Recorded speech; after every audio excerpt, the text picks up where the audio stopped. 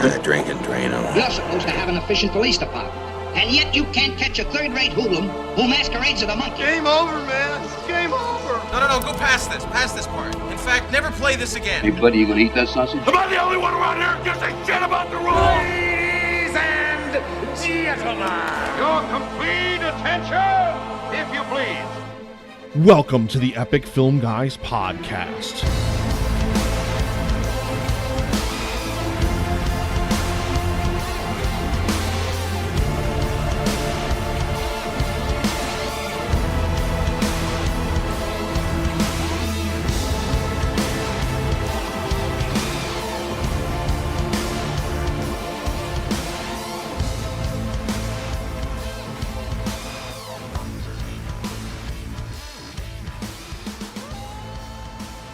Dan, dare I ask how you were being a pain in the ass exactly? Welcome everybody to the episode 97 live stream. Justin is not on Skype yet, so you're stuck with me for the moment. Simpson scandal update. Homer sleeps nude in an oxygen tent, which he believes gives him sexual powers. All right. Well, I mean, we all knew that.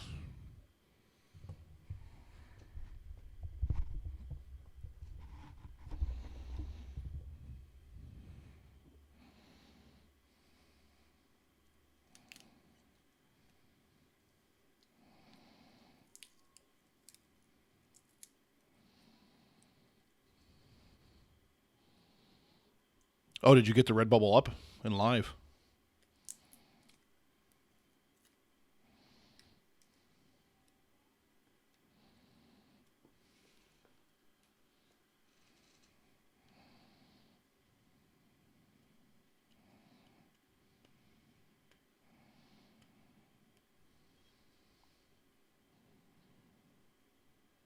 Oh, okay. Very nice. Very, very nice, sir.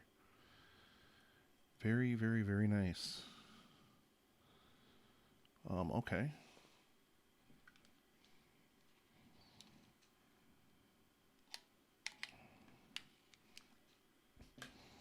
And you were hounding him to get the graphics done and whatnot?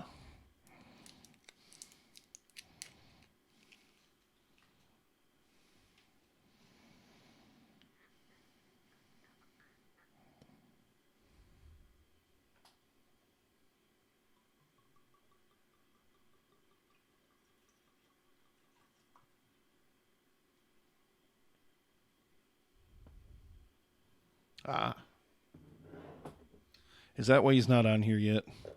Is he moping because you took too long and you made him do all sorts of stuff? All sorts of work for you?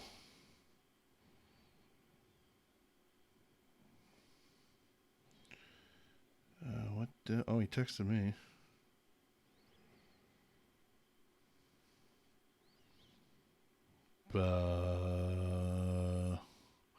He may be working on a custom graphic for the live stream right now. I don't know. So hi everybody, welcome to the live stream. I don't know if anybody in here but Dan is watching, but welcome.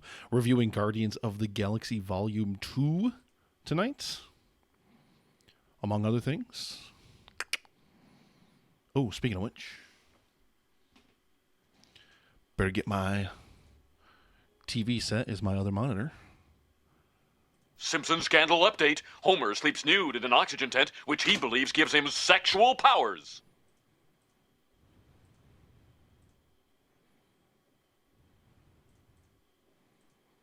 Yes. Oh, come on. As much as I try to have everything ready ahead of time, I just never seem to, Dan. I just never seem to. I did finish the scene in OBS today, though, for the live stream. For the live stream for The Cure, I should say, for the charity event. I did finish that today, which is very nice. Speak of the devil, there he is. Speak of the devil, and he shall appear.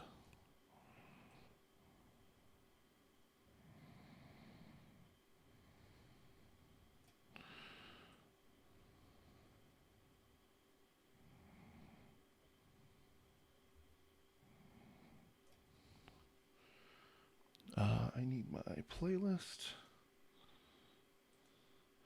We got a bunch of trailers we're going to do tonight. We got a bunch of stuff we're going to do tonight. It's going to be good. Shut up, shut up, shut up! Jesus Christ, man, what the hell is wrong with you? Please, just shut up! Fuck!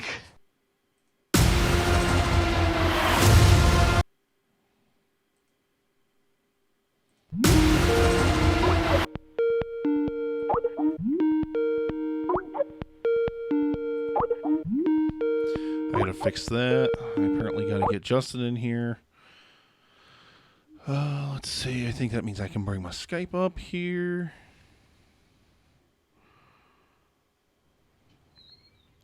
Yeah, I gotta check out the Clarion one, Dan. Because like I said, that's the one that I definitely want. There he is. Let's bring him in. There he is. Danielle, be quiet. Stop talking. I'm on the live stream. Go away. That means get away. Get. And turn that big light off, too. Turn all the lights on. Turn them all on, I say. We'll put that away for now. There we go. It's 10 o'clock. That means you're to be out of the living room. I can close that Skype preview. Dan loves you. Yes, he already told me in Messenger after I sent him whatever that thing was he wanted. I don't even know what that was.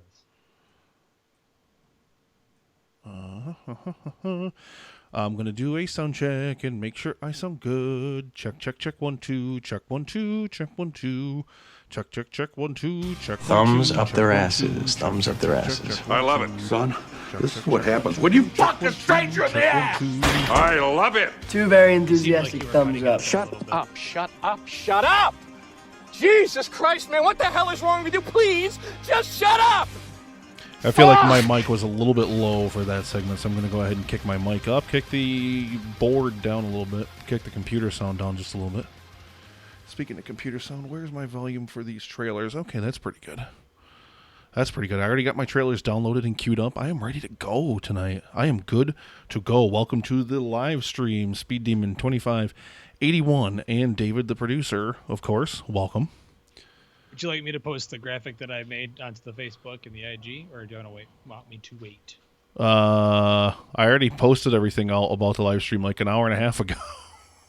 Oh wait, I posted it on Twitter. I think I forgot to post it on Facebook. You might as well post it on Facebook. I think I forgot all about it. It's all good. I just want to use. You posted about the that you were going to put up the unedited things, which I hate you for, but whatever. But no, I wanted to. Start and it'll be for the hardcore. hardcores like Jared and Patrick and Dan and, people that like to go in and, listen to everything raw and then go back and listen to the edited version and kind of see how it plays different. Gotcha. Well, yeah, I just wanted to use a different graphic. Like if we're discussing, say, for example, Guardians, I'll use a Guardians thing because I want to, not the same graphic over and over again. Just kind of gets boring after a while. Yeah, I mean, that's fine. Just if you're going to do that, just send it to me by like between 8 or 9 on streaming day, because I always post out about it early and I try to get links up to everybody to let them know that we're going to be going live in like an hour and a half, so that way we can be ready. Sounds good to me. Oh, yeah. Cannot wait for that. Let's see. Oh, I got this done today. Yeah, baby.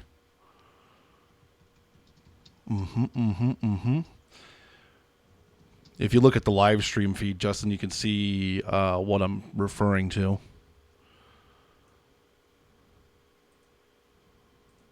Even though the YouTube chat's not going to appear in it. This is going to be our layout for the live stream for The Cure. It's going to have the YouTube chat's going to be up here at the top. And this will be the video window plus game window plus all sorts of other stuff. It'll be a good time. I'm really sweet. pumped. I fucking spent like 5 hours working on this today. It was an insane amount of time, but we'll switch off of that. And I like this for just the actual live stream. And I'm going to I figure what we can do is when you make those promo images too, when you send them to me, I'll import them live into the actual stream itself, where this live stream for the Cure logo is right now.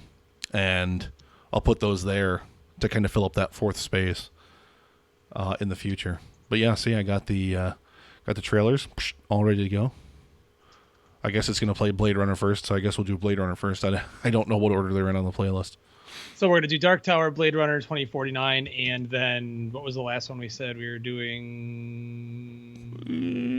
Dunkirk. Dunkirk, yeah, the new Dunkirk trailer. Yes, sir, yes, sir. Yes, sir, yes, sir. How the hell is everybody over in the live stream tonight?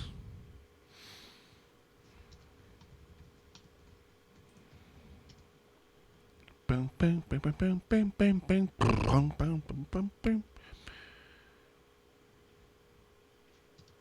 Welcome, Jared. Welcome, John DeQuilla, to the live stream. Good to have you guys here.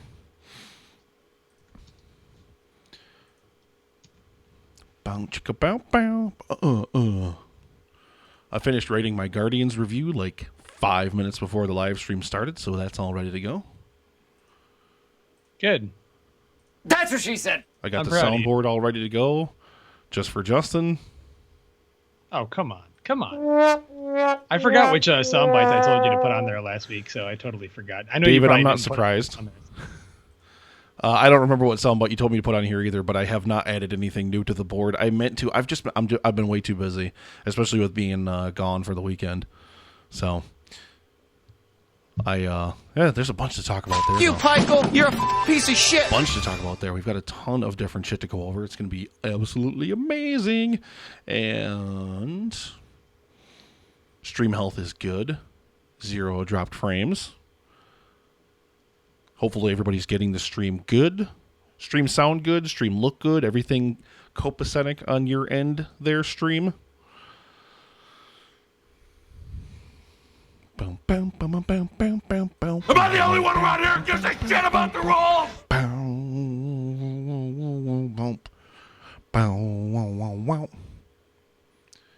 Holy shit, the Poop Culture Podcast is with us. Welcome to the live stream, gentlemen. Ooh. Wait, who is from here? Who's here from Poop? Is it Mark James? Justin looks great. You look like shit as per usual. Thank you, Dan. I love you.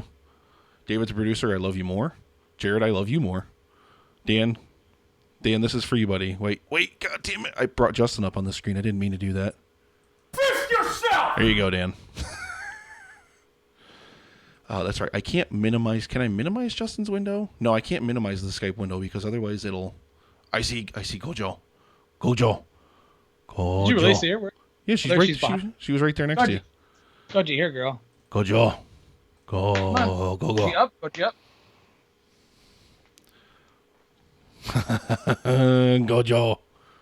I fucking love that dog. She's so fucking adorable. Go. She's ready for bed. It is Mark James. Welcome, Mark James. Welcome. Great to have you. Dan. Game over, man. It's game over.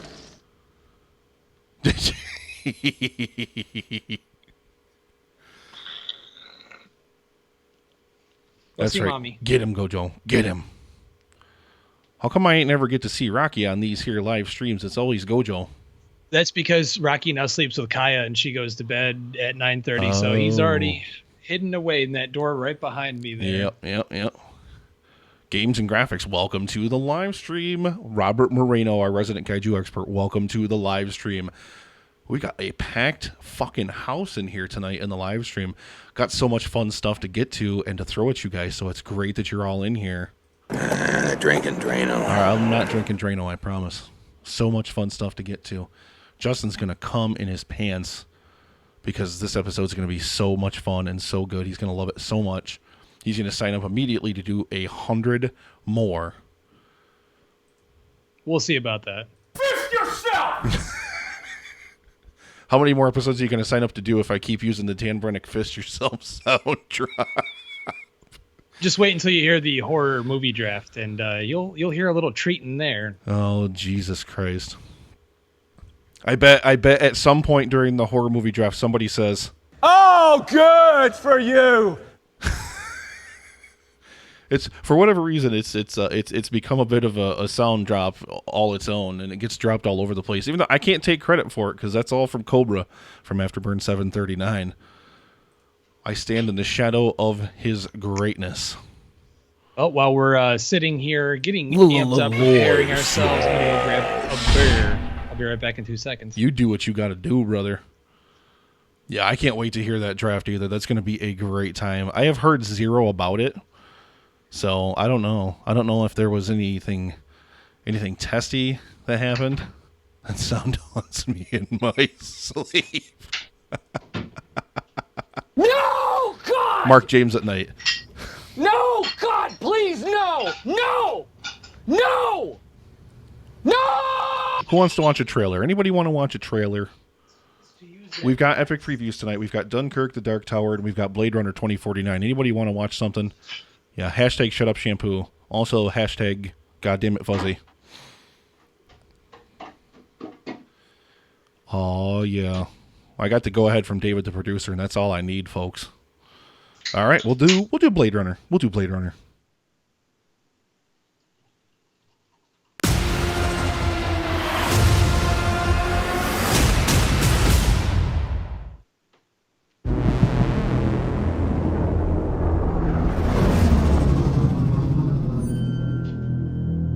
Every civilization was built off the back of a disposable workforce. But I can only make so many. Happy birthday.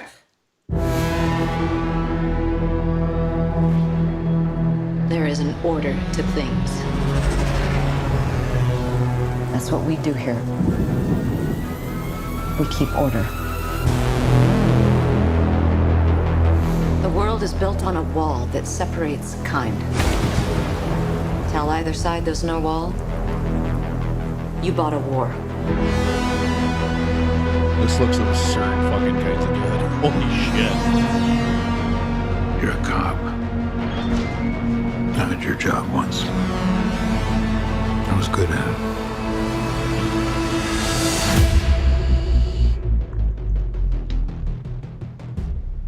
I know.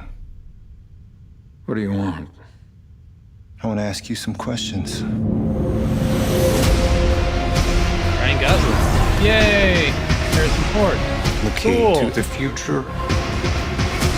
Hey guys in the live stream, did any of you guys get a chance to watch the live stream Q&A today with Ryan Gosling, Harrison Ford, and Nikki Villeneuve? They know you're here. Anyone want to get a chance to watch it?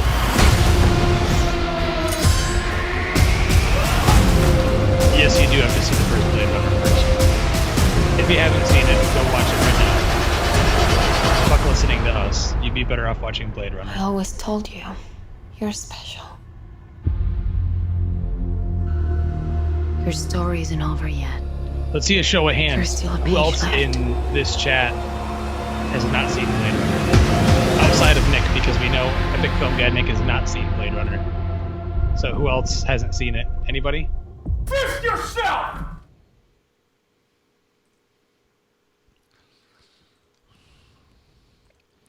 No, I have not seen it.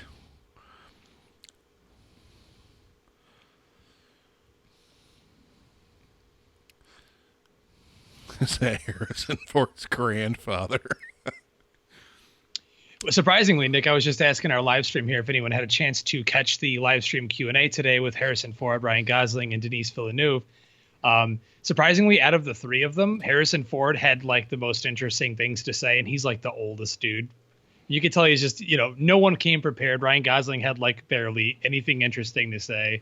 And Denise Villeneuve is like French Canadian, so you can't understand a damn thing that comes out of his mouth. Damn right you own it, Robert. If you didn't, I would feel differently about you. I'm not going to watch the first one before I watch the second one. In your face, Justin. That'll teach you.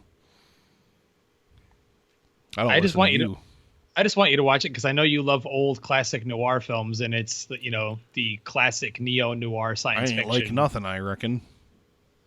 I bet you didn't even open that damn Touch of Evil I bought you. I guarantee you haven't even opened that shit. Yeah, I have. Yeah. I mean, I've seen that film like a dozen times, but I think I watched like the first half of it, and then I think I've watched that one shot at the beginning like 1,000 times because it's so fucking beautiful. God damn, yes. Orson Welles. I agree, David. Yes, Nick, he does have to watch the first one. Hopefully, he will. Oh yeah, that's another one of those digital codes I can just email you, dude. That I have just sitting around. By the way. Oh, I'll take that. Yeah, I'll Be definitely put that to good use. As good a use 4K, as I've yeah. put to the put the other ones. What did I give you anyway? I forgot what I gave you. I've got Interstellar. I've got something else. I can't remember something else that you gave me. No, there's like 2 other ones that you gave me. I'd have to pull up my Voodoo list. You know what the problem is? Voodoo, you know, you can stream obviously through it, right? But you have to have an HD compatible monitor to stream the movies in HDX. Like, it will not even let you if your monitor's not HDX. So I have to have my TV hooked up as a second monitor to be able to stream in HDX. And then they have this thing where you're supposed to be able to download and watch them offline. So I did that with, I forget what it was. I did it with something because I didn't want to like sit and watch it buffer, because that's what Voodoo is known for fucking doing a lot. So I downloaded something with their Voodoo to go or whatever, and then I tried to fucking watch it, and it kept buffering all the time. It's like I just spent like a half an hour to an hour downloading this fucking 4 gig file, and it's sitting here buffering the whole time. It's supposed to be offline. How is it fucking buffering? So Voodoo's, fuck you, Voodoo. You're a fucking piece of shit. You, Michael, you're a piece of shit. Yeah. Where's the soundboard? Where's the sound bite? I just did it. I don't hear it. I don't hear it, dude. You don't hear it at all? No, dude, I'm not hearing it. Is anyone else in the live stream You, not Michael, hearing you're the a piece sound of shit.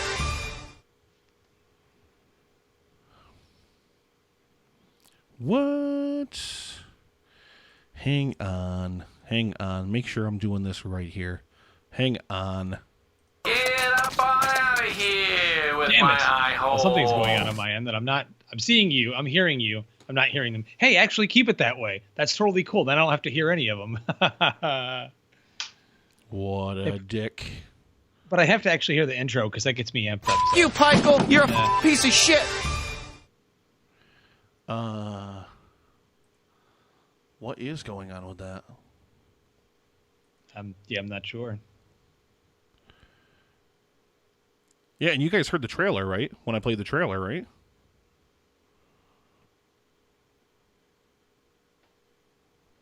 Justin is immune now. Are you immune to the fucking soundboard now? That'd be awesome if I was. You know how great it was doing that horror movie draft and not hearing. Yeah, everybody sound heard the bites every 2 trailer. seconds? Everybody heard the fucking trailer, fine, which is done through the same interface. So I don't. It's just you that can't hear it. Fist yourself! That's fine, I guess. I don't know. I'd like to be able to hear it. I don't know what. I haven't changed. Wait, hold on.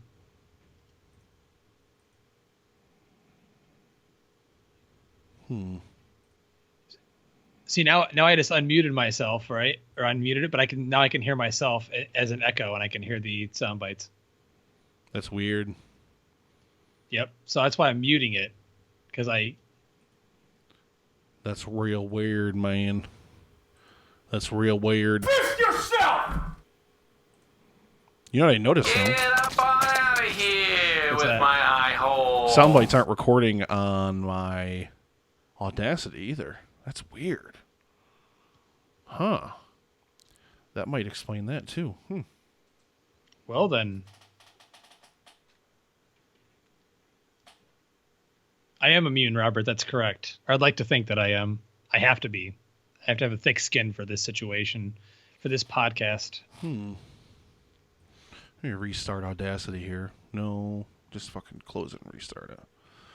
Might have just been something where I needed to fucking restart Audacity here. Hang on. Dan says we should reload the page. Here with my eye hole. Well, they can hear it on the live stream, which is good, but they can't. I like my Audacity is not picking it up either, so it's going to be pointless to play them because my Audacity is not going to record it. What the fuck?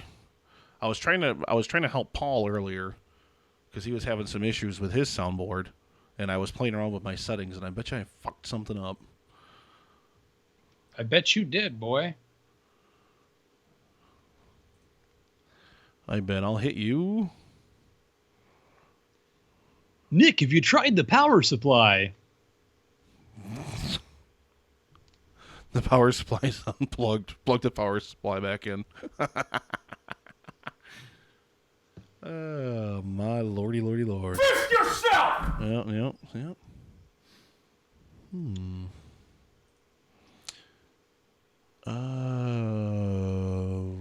It wouldn't have anything to do with that. It's weird. It's so weird. I can't do that because that's going to redline that shit. It is very weird. I'm very confused by this situation. Yeah, who knows what the fuck I did. But I don't want to sit here fucking trying to trial and error this shit. All through the goddamn show either. So that's okay. We'll just have to make do the best that we can. Let me check my Skype options really quick. It might be in there. Yep, line in at rear panel. Yup. Speakers. Yup. Can you hear that, Justin? Did you make a sound? No. See, it's all my sounds for whatever reason are not coming through to you over that connection. But they're not recording on my Audacity either, but they are going over to the live stream. That's fucking weird, man. Pouring a cold cup of water inside to cool it. That actually might be the fix that we're all looking for. You never know. All right. Let's see. Well, like I said, I don't want to spend all sorts of time on that, so that's fine. Why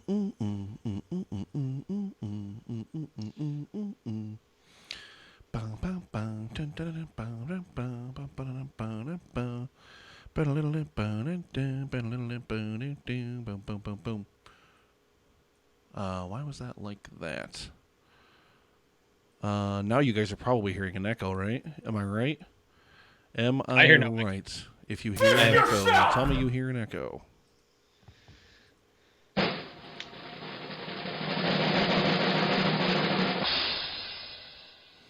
Yeah, like I said, I was playing around with shit earlier, and I was trying to help Paul get his fucking shit set up. I probably just fucked with it somehow. Oh, well. Like I said, I'm not going to worry about it. It's not that big of a deal. As long as the live stream can still see it so we can still watch trailers for them and everything like that. I'll edit in some sound effects later. And I still do the intro, the outro, and all that shit in post anyway. Because it just sounds better. It does, yeah. No, Dan, the motherboard is unplugged, unfortunately. Not plugged in at all. Not even close to properly.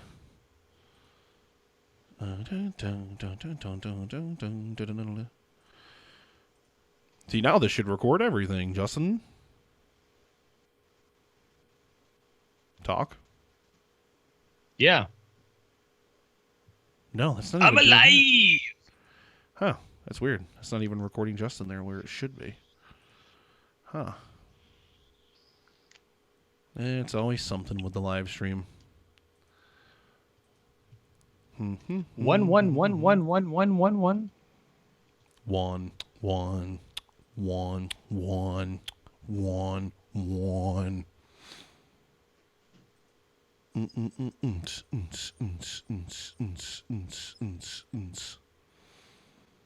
All right, get your Audacity pulled up for me, Justin Esquivel. I did. I just tested it real quick, and I did record a clip, and I saw that it had a sound bite there, but then I went back to play it, and I couldn't hear it. Should I be able to listen to it and hear it as I'm on the live stream with you? Well, you have your other track muted, right? You said you have yourself muted. What do you have muted? The live stream on YouTube? Yeah. Oh, yeah, okay. No, you should be able to hear it if you play it back and hear yourself. All right, give me a second. 112 11121. That's weird. Technical difficulties on the Epic Film Guys podcast. True story is I probably needed to reboot my computer, and I didn't. And now we're in the middle of the stream, so I'm not going to fuck with it right now. Yeah, I mean, I'm seeing that it's playing. I'm just not hearing it, which is weird. Maybe should I jump out of the live stream real quick, or should I stay in? No, you should be fine. Maybe your output device got fucked up or something like that in the thing. But it's still weird because my Audacity is not recording the sound bites either, which is fucking weird. It doesn't make sense to me, but they can still hear it on the live stream, so they're still playing through my sound card. Like I said, I bet you anything. There, now it's playing. Now I got it. Okay. Okay, good. So as long as you're recording, then we're fine. And the sound effects will just be for the people on the live stream tonight. Hey, there you go, guys. Live stream exclusive. Booyah. Let's get recording here. We got a lot of content to get to tonight. And we seem to always have a bigger audience earlier in the night, so it's probably easier and better to get recording and stuff going before, everything else. Before it gets too late and everybody starts dropping off. You recording? I am, yes. All right. Go ahead and sound check me. 112, 1112. WHLW. I don't care if you're not doing it. I'm going to do it. Lots of things are changing on my end, young man. All right. Well, I am going to play the intro, even though you won't be able to hear it. I'll just pretend that I can hear it. Yeah, just pretend that you can hear it. And then, obviously, when I do the rolling for the show, you'll know what's up. All right. Here we go.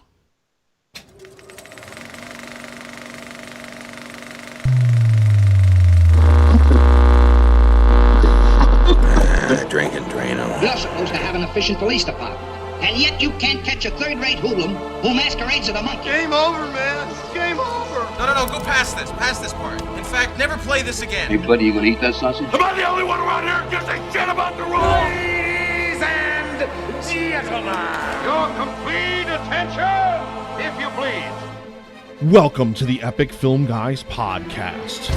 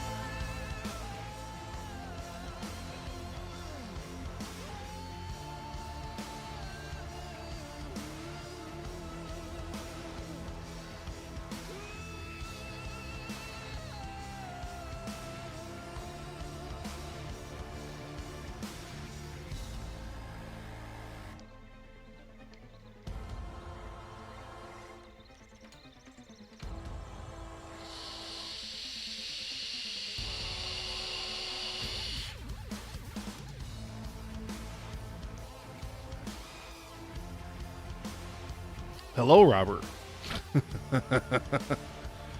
Yeah, the song fades down for if I'm doing the normal intro, but I'm not going to do the normal intro. I am 35 years We'll do this one instead. This is our new intro. I am divorced, and I live in a van down by the river. All right, Justin, we are live in 5, 4, 3, 2. I always love doing that. All right. Good morning, ladies and gentlemen, and welcome to episode 97 of the Epic Film Guys podcast for Thursday, May the 11th, 2017. My name is Epic Film Guy Nick.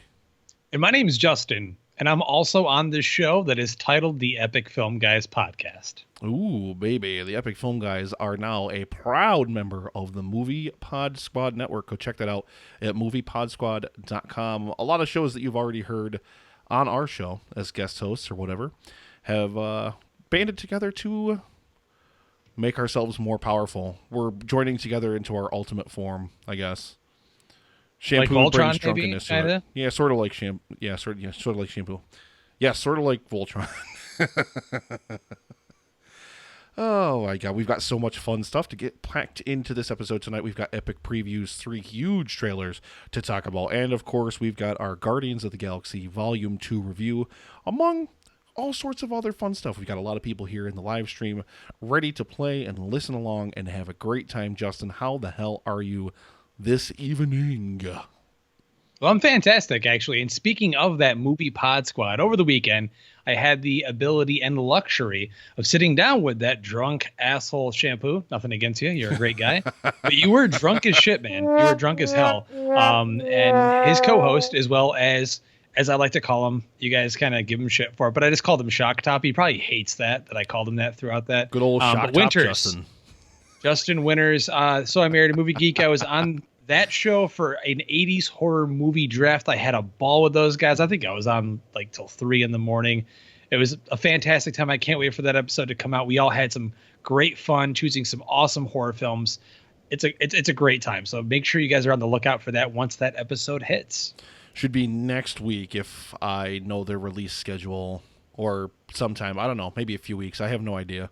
He did just drop one, and I know they do a few episodes in between or whatever. But yes, I absolutely can't wait. Those drafts are always an absolute blast, and it's always an absolute blast to be on the line with Shampoo when he's getting absolutely wasted, because that's all he seems to do. He's done that on our show twice now for both of those megasodes, and oh man, absolute blast. We're going to have a little bit of a return to form for the Epic Film Guys podcast tonight. No frills, no guests, just two guys talking about movies, talking about trailers, talking about having a lot of fun. And Justin's waving around that good old Epic Film Guys pint glass there. How's that beer taste? Yeah, we're going to find out in a little segment we like to call, What Are You Drinking? I'm back! Puke and rally! Woo! Give me a beer! Justin, I'll just give you like a visual cue or something, or I'll just tell you after the sound drop is finished playing or whatever. No problem, dude. Yeah, go ahead. Oh no, shit! Damn it! I have to get the specs up for this beer. I had them up, so. You son of a bitch. Well, tonight, Nick, what I have guzzling down my gullet, swallowing down my sweat hole. There you go. Possibly pouring down my asshole. Ooh. If that makes any sense. It's the 6 Point Brewery from Brooklyn, New York. It's their brand new double IPA Puff. It's 9.8% alcohol by volume and 108 IBUs. Have you had this beer yet, Nick? I think you've had Puff before, haven't you? If I did, I never checked it in on Untappd. So when I was at Wegmans, Puff for some reason. I'm pretty sure I've had it. Yeah, I'm almost positive. I'm pretty sure I got it because of your recommendation. Well, I must have drank all 4 cans in one night that night. Yeah, well, I know that I didn't try. Well, I didn't put it in Untappd if I did have it, but I got it again. It's good. Caleb, you're not on, but it tastes good, buddy. It's good.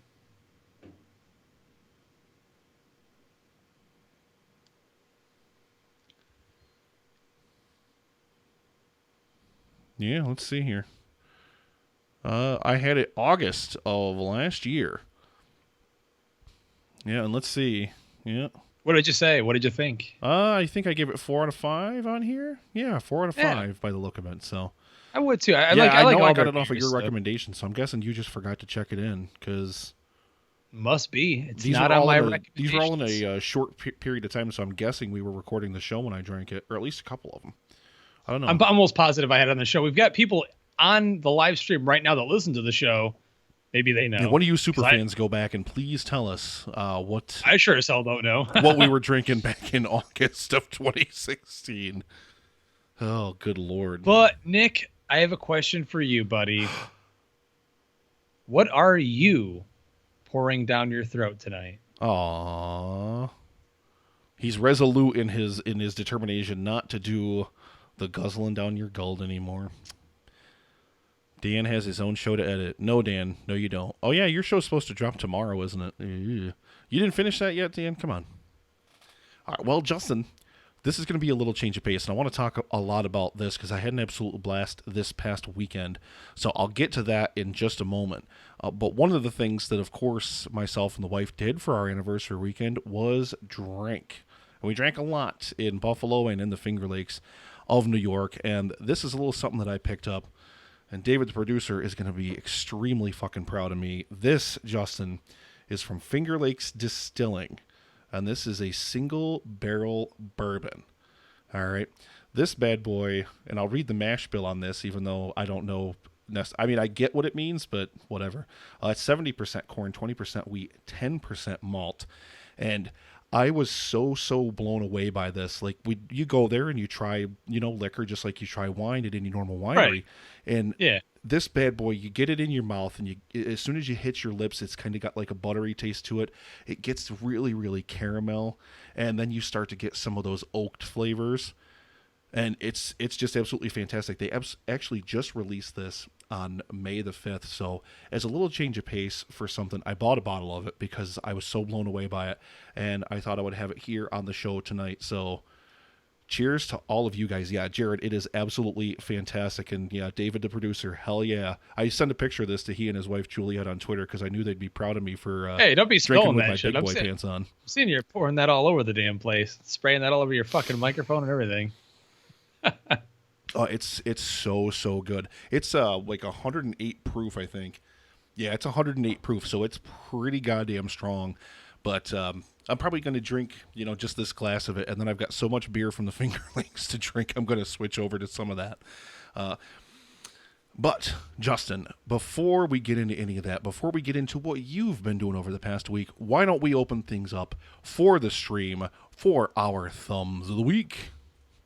Thumbs up their asses. Thumbs up their asses. I love it. Son, this is what happens when you fuck a stranger in the ass. I love it. 2 very enthusiastic thumbs up. Shut up, shut up, shut up!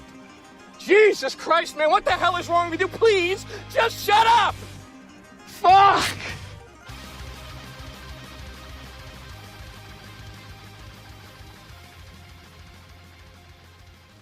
And yes, ladies and gentlemen, in the stream, if you have any thumbs up, thumbs down, anything for the week, please go ahead and drop them over in the stream. And Speed Demon 2581, I unfortunately do not know. Check them out online. They're Finger Lakes Distilling, and find out. They may, for all I know. I have no idea. But Justin, I'm going to go ahead and kick it over to you, my friend. What do you got to give a thumb for the week? Well, myself, honestly, not really all that much at all, actually. Since we're not going to be actually, I'll go over this right now because actually, Jared Taylor, he just mentioned thumbs up to this as well. It's the Batman and Bill documentary, which I had myself had the opportunity to watch yesterday.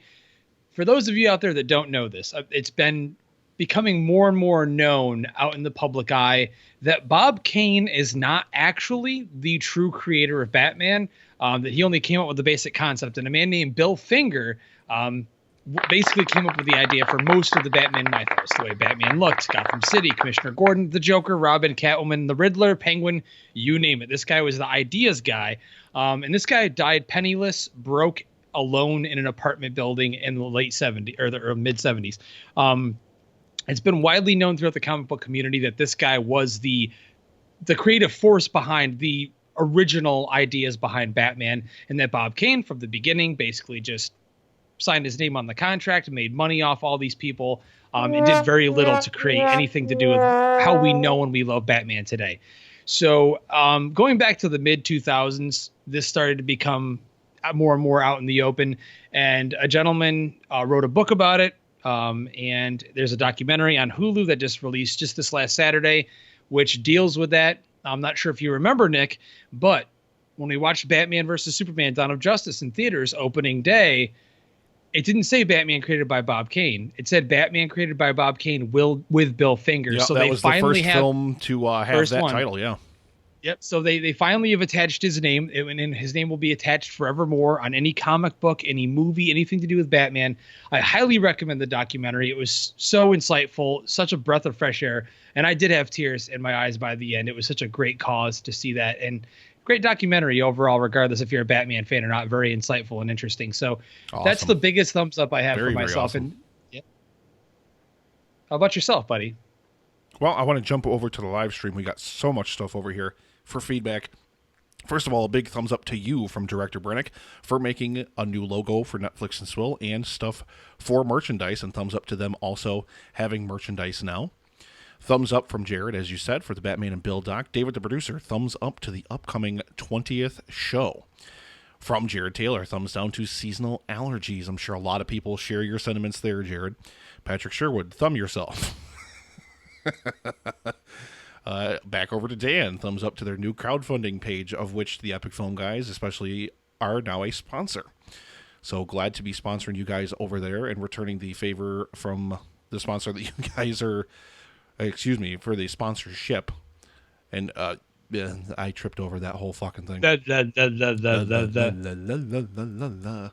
yet we are absolutely proud to return the favor for the amazing sponsorship you guys have given us over the past year and a half, almost 2 years now. So thumbs down to the Pens laying the fattest of eggs tonight. I guess that means the series is tied, Dan. From Mark James from the Poop Culture Podcast. Thumbs down for cancer. Fuck cancer. We got some news about the live stream for the cure that we're going to get to in just a moment here. Dan again, thumbs down to Bill Nye Saves the World. From Speed Demon 2581, big thumbs down for head colds. Thumbs up for having 2 days off to recover. All right, and Justin, I mentioned before about how I got a chance to take a wonderful, wonderful trip this past weekend. It was my first anniversary for my wedding. So on Friday, I grabbed the wife and we headed up to Nedlow Brewing, one of our absolute favorites. I got some beer from them. Their Bombers Double IPA. Unfortunately, I drank it like literally later that day because I loved it so much. We went up to Buffalo, met up with our good friends Bill and Melissa, and we went to the New York Beer Project, fantastic brewery up in Lockport. And then I tell Bill, like, 'cause I'm trying to keep this whole thing a secret from the wife. I'm trying to kind of plan it all and just kind of, she's not going to know what's going on in front of her, right? So I'm like, all right, just pick a steakhouse. You know, we'll go to a nice steakhouse. Ada loves steak. So Bill, finds this steakhouse called the Buffalo Chop House that he decides to go to. Well, we pull up to the fucking place, and there's nowhere to park the car, and then there's a big sign out front that says valet parking, and we're like, Bill, what the fuck did you do? So we get up there, and we hand off the keys. Valet parking. They take the car and go park it in the parking lot. We walk inside. This place is an immensely classy, beautiful place inside. And we sit down and we pop open the menus and we see the prices on it. And now we understand why that there's valet parking. Needless to say, Dan already spoiled it over in the chat, but needless to say, the total bill for all 4 of us for dinner was something in the neighborhood of $500, including tip. Yeah, it was an insane meal. But we rationalized it as we only eat like that every couple of years. It is our first anniversary. It is a nice, important celebration. So we decided to splurge a little bit just this one time. But I had a $70 fucking ribeye, and Jesus Christ, it was amazing. But it had better be for the price that we fucking paid for it. All right. So after that, we humped our way all the way back to... Yeah, Bill Sutton is a fucking moron. Speed Demon 2581, it was absolutely worth it. Like I said, the last time we splurged like that was probably about 2.5 years ago when we went to Niagara Falls. Then we went to a Brazilian steakhouse called Copacabana. Equally amazing and equally super expensive. So we go back to Geneva for the night, and we wake up, and Bill and Melissa come out and meet us. That was a surprise to Ada too. And then we decide to go around. We hit some wineries, we hit some breweries, and just start collecting a whole bunch of different booze. And then, Bill and Melissa unfortunately had to leave. We had a far more modest dinner that night at just a little place called the Great Friends Restaurant in downtown Geneva. And, Sunday we hit a few more wineries, including Leidenfrost Vineyards, one of our absolute favorites on the Finger Lakes. We went to the Meyer Farm Distillery, and we actually picked up a honey whiskey, a honey bourbon, that is also absolutely amazing. I'll have to crack into that one of these days here. And we went to just a bunch of different breweries, a bunch of different places. I actually stopped at Upstate Brewing, Justin, one of our favorite places over in Elmira, on the way home on Sunday. Awesome. And I ended up picking up a collaboration that they did with Riot Brewing up in Auburn. Prison City, I think, is the name of the brewery, actually. Prison City. The beer is called Riot, and it's absolutely fantastic. Unfortunately, I had promised some of our Movie Pod Squad brothers that I would look for their 2017 ale and hopefully send it to them as part of our beer exchange. Unfortunately, completely gone, and who knows if they're going to actually do another batch of 2017 this year. So that was my weekend. It was a great, wonderful, wonderful weekend. Like I said, we probably spent way too much money on dinner and on booze. I mean, we spent more on wine and on liquor and everything else at all the different places we went to than we did on meals. So it's not like, I'm not surprised. Yeah. I'm not surprised at that, knowing you. So hey, listen, we had to restock, and I'm only going to give myself one thumb for the week, and it's a big thumbs up. I actually just today, earlier this afternoon, bottled my Countdown Citra Session IPA. I did a 3-gallon batch of it. I just put it into carbonate earlier this afternoon, and that's named in honor of our brothers down in Perth, Paul and Wayne from the Countdown. And I dry hopped it with some was it Galaxy hops? Yeah, I dry hopped it with some Galaxy hops, and the nice hoppy aroma came off of it. And hopefully this one turns out a lot better than the Triple Lobster 2.0, which, like I said last week, I do still have a bottle of that for you. But yeah, I'm gonna let you drink that at your own discretion, buddy. I'll look forward to it regardless. All right, well, we did so. Mark James did mention. Mark James, I'm drinking this fucking beer. I'm used to drinking beer, which, I mean, and granted, this is really smooth, and it's got, like I said, that good buttery kind of caramel taste to it, but even still, it definitely has a huge burn to it, so. And I'm not a liquor drinker. You, of course, know that about me. So I'm nursing This is the first time, actually, is it not? Is this not the first time on the Epic Film Guys podcast where either of us have actually drank liquor? I'm pretty sure it is. Straight, I would say so, yes. Because I've had, like, remember I made the Ecto Ritas, like, quite a while ago. Oh, well, yeah, but okay, I consider that like a pussy man's drink. You're drinking actual bourbon from a glass. That is very true. Although I did finally, Justin, all the rest of my Ecto Cooler, I still had it as of like 2 weeks ago, and I decided to freeze it, and I decided to make dragon fruit Ecto Ritas out of it, and they actually turned out really, really fucking good. Pretty much because I loaded them with lime and tequila. I mean, you couldn't taste the fucking Ecto Cooler in it. It just basically added that kind of pale green color. Yeah. But yeah, as we mentioned last time I had the Ecto Ritas, 1,000 times better than that fucking shit-ass Goza that Binghamton Brewing tried to turn it into. Hey, man, I'm surprised Binghamton Brewing's still in business. Like, I never see anyone on social media. I don't see any hype for that place. They're the only name that's remotely related to the Southern Tier area out of all the breweries there, and they're the shittiest brewery there. But yeah. I'm gonna give you shit though, because you live right down the street from the North Brewery, and I want their beers. I see all the beers that they're posting all the time, and you never get any of their beers. Nope, ever. I never you ever live make like it down there. You live like 2 miles from there, dude. Literally. Yeah, it's probably not even that. It's not, dude. It's just, unfortunately, it's just one of those things where, like, the last couple times I've gone to North, and I should follow them on social media. I don't follow them on social media, so I should find out, like, what they actually have. But yeah. I don't follow them on social media, and, like, the last couple of times I've gone there, especially, like, one time we went for my birthday, which is in fucking the late July, and they had a bunch of stouts. Like, literally everything he had on tap was fucking stouts in July. Who the fuck wants to drink a stout in July? Like, for real. It was so fucking weird. So, yeah, I do need to get down there, though. He's definitely done some really good stuff, like that Undiscovered IPA series that he did. Absolutely fantastic. I got to get down there. All right. Now, Mark James earlier mentioned fuck cancer, and I just got to take a quick moment to talk about the live stream for The Cure. If you're watching this on the live stream, you can see the little graphic down there in the bottom right-hand corner. It is going to be Saturday, May the 20th, and programming starts at noon, but the pre-show will start at 10:30. Of course, some of that will be me doing sound checks and making sure everything is ready. We'll just probably be watching some fun videos and doing all sorts of random shit, just making sure that everything's good to go. Programming runs from noon until midnight. We have signed up even more guests. I've locked out a bunch of other content spaces. Going to be absolutely fantastic. And I got word from the Cancer Research Institute this past week that they are now going to match donations for the month of May. So we have a pretty modest goal, I think, Justin, that we'll exceed. I think we'll exceed our goal of $2,500. If we hit that goal, CRI is going to match everything to it, and we stand to raise $5,000 for cancer research. That's absolutely fantastic, and like I said, I think we're going to exceed our goal. I have absolutely no worries about that. We have an incredibly generous fan base and a lot of people that are definitely ready to help us out with this amazing, amazing goal. So huge ups to the Cancer Research Institute for matching all those donations. But I mean, even like, think about it, even if we only raise like $2,000, we're going to get 4,000. You know, it's so absolutely awesome, it's fantastic, amazing. So I absolutely cannot wait for that. Any other good news for you, Justin, before we wrap into the second segment here?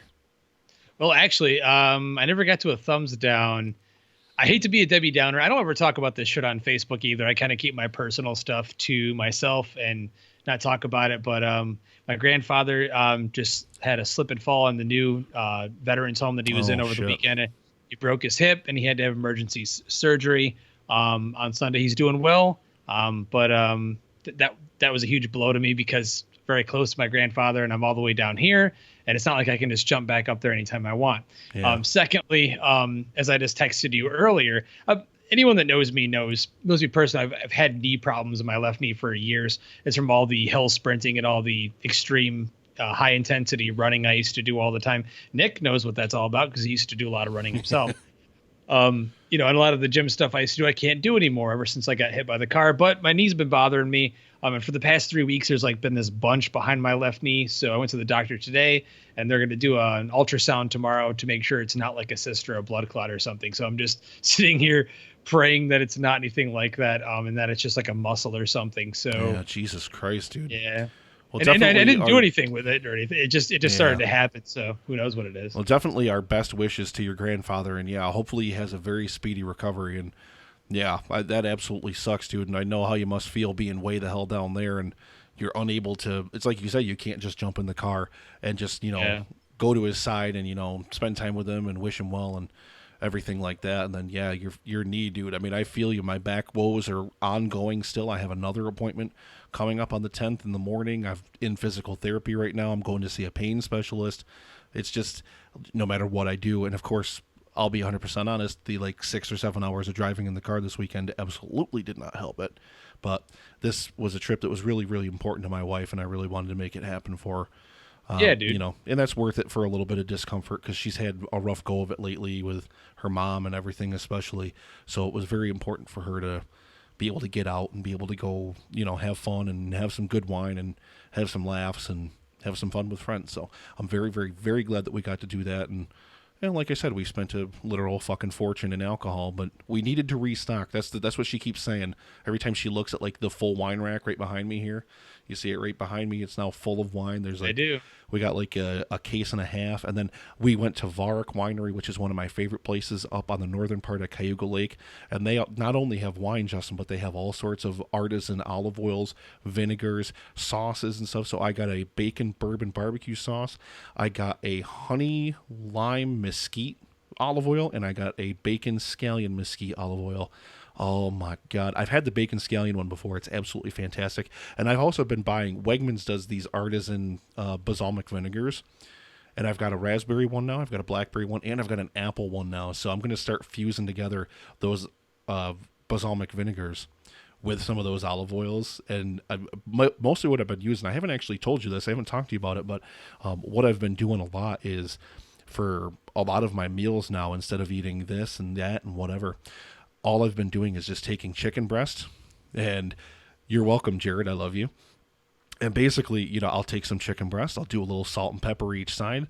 And then I've just been kind of searing them off in these different oils and vinegars, finishing them off in the oven, and just having a good lean chicken breast or two for a meal, just trying to shed some of these pounds. And I want to get back into my lifting phase where I used to be. You remember when you came up that one fucking year, that one winter, and you saw how fucking big I had gotten, and you were like, Jesus Christ. I definitely want to get back to that, because I know I can. It's just a matter of, well, hopefully my back holding out long enough, because I'm worried, I'm afraid to do anything, because I don't want my fucking back to give out trying to lift anything, so I got to go slow at first. I can relate to that completely. That's why ever since I got hit, man, I used to love doing deadlifts and squats and all the heavy, super heavy stuff, and I can't do it, man, because all the nerve damage in my back. So anytime I feel that nerve damage, I immediately get scared or nervous, like I'm gonna fuck myself up for good, and so I just don't do it. But major props, man. I mean, that's what you got to do. That's what I've been trying to do. Center myself, just get back to a healthier lifestyle. Obviously, we are the epic film guys. So, I mean, right there, you're showing it right there in front of the camera. We can't be too healthy, because then we would just be completely boring. But I mean, you know what I'm saying?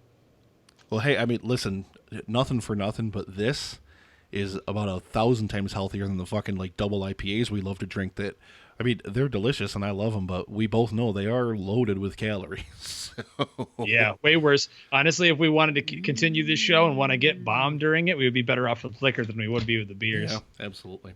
But all right, we are going to go ahead and roll into our first break here, where we're going to play our second week of Star Wars trivia. I do hope everyone's enjoying that game. I'm going to make this one a little tougher on you guys, and I'm going to make you guys try to earn this one. We only had a couple of answers to our week 1 trivia, which was Order 66 during Revenge of the Sith. That's where that came from.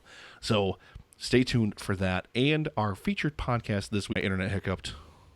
Can you hear me? I can hear you, yeah. Okay, yeah. I heard I heard your comeback and I finished you off. Yeah, the stream hiccuped. Sorry about that. So yeah, stop record for me and. Yep.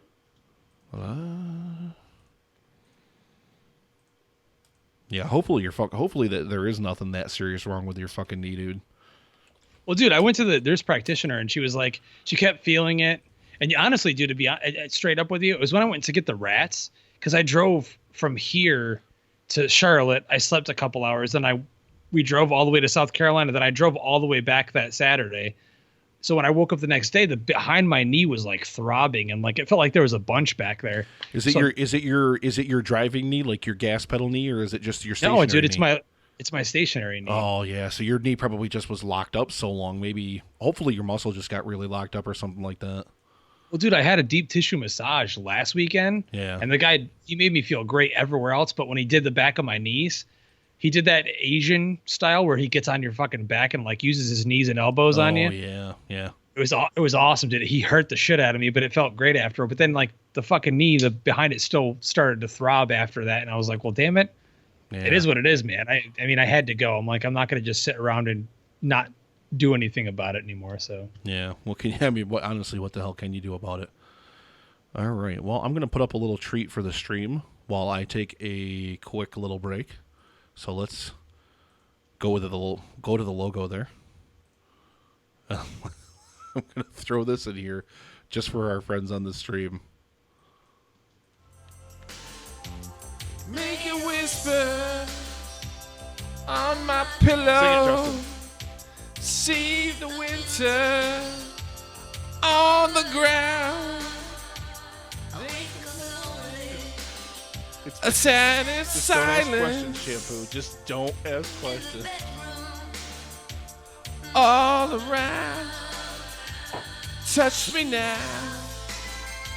I close my eyes. I don't want to stop it until Justin stops singing. But it's over now. But I lost it somehow. But it's over now. I'm never happier than when I do these fucking megasodes. I swear to God. Oh my God.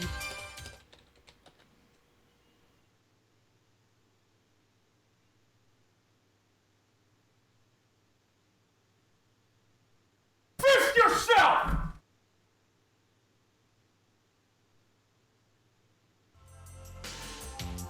Make it whisper on my pillow. Sing it, Justin. See the winter on the ground. A sad Just silence. don't ask questions, Shampoo. Just don't ask questions. All around. Touch me now. I close my eyes.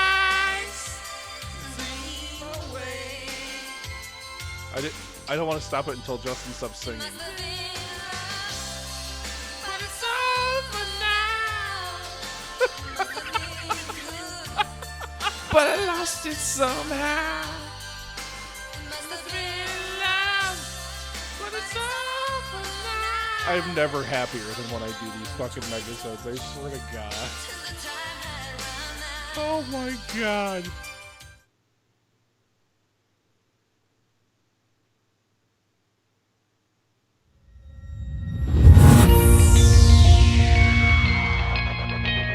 Maybe if the list wanted to drink some of those fruity, I don't know what those drinks are, those really expensive martinis that you buy him. I know you buy them for him because I can taste them in the morning, dude. So whatever you're doing with the lisp, Nick, behind your wife's back, I don't know what it is, but you're doing something. Listen, I'm not going to talk about it right now, and it's none of your business. That's between me and him. Okay. Well, I can just taste like something that tastes like some kind of pink something in my mouth when I wake He does up. like cotton Pepto-Bismol. candy. The summer's Did Dan not say over yet, but Pepto-Bismol? yeah, it did. Cox. Cox. That's not gonna get him out, Cox. man. I'm telling you right now.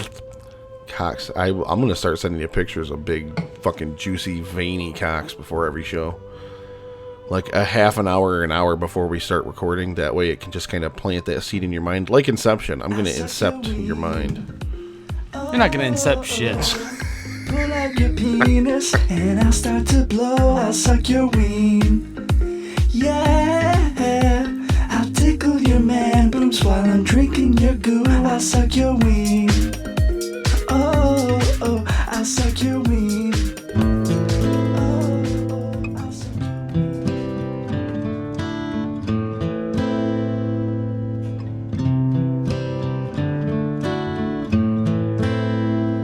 I hurt myself today to see if I still feel. I hide. I'm sitting here and I'm hiding. I'm in the darkness. Justin doesn't want to let me out. Get the fuck out of here. Justin's doing it all during the pre-roll. The needle tears a hole. Hey, you can't talk that way to me. I'm still gone. You can't really do anything like that because I'm gone forever and you're never getting me back.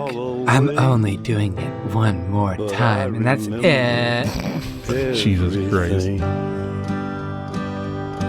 What have I become? My sweetest friend. Everyone I know goes away in the end. Oh my god, and Nick's like not here. I don't even know what happened with him. Like, I totally don't know. He like just came in and we were talking about Shake it up, the shake it bug up. in it and like thick, yucky, what like white sticky stuff coming out of the mouth of some fly, like the Brundle fly or something. And like he's just like gone. He just like all of I a can't sudden even hear left. it, so and yeah, you he's won. not even here. I'm playing Where are you, that Nick? Lisp thing that I put together. You said you were going to watch Pretty in Pink with me. It's this time, Justin. Maybe even some Glee? I don't know. I don't know where you went. Man, It's I a hate list. you. I I'm want here. some of that. I don't even know when the next time I'll be up is Where going to are be, you? honestly. It might even be in October when I go to that Ready Fest. I know Patrick Sherwood's going with me. So, but, because I don't know, man. I want to come up. Of time. I feel like the California eye is pretty in much keeping passing most of my may have finances heard his savings voice and now. it totally made me want it so bad. I don't know how young he is or old. I don't really care. Maybe he's too young for me, but I don't And care. those in our live stream, He's a little I know- young for not you. one. I know that in Hollywood it's person like an has okay purchased thing. one of I know these Bryan glasses yet. Singer, that Yeah, it's okay if you're director Bryan Singer. Fine that did that quality. ex-girl or They'll make- ex-person movie where there's like people with those powers. I know that guy like totally molests young kids Director all the Brenna time Craig's and he on Netflix pays as to well, do it, or but people don't an really amazing care. It's like a director cool like thing Nick in is Hollywood. drinking So right now. I was just thinking You'll feel maybe better if about I was yourself for using popular an Epic Chrome and West I was a like huge Hollywood star, maybe I could take that kid and do the same thing to him. Always love playing that little Lisp thing. Yeah, I'm only going to do one glass of the bourbon. I'm trying to very gently ease myself into it because, like I said, it is like 108 proof, so it's a little bit boozy, but it tastes good, Caleb. You know what we should do? We should bring that into the show as like a thing where we like start off with one and then we go to a beer. I'd love to do that because honestly, I would save more money that way. You'll just get wasted like you always used to get. I've been at the bar with you. The whiskey always comes after the beer, though. If I start with like one shot, the wife would come out and spank you. She won't know any better. I'll just hide it here in the cupboard.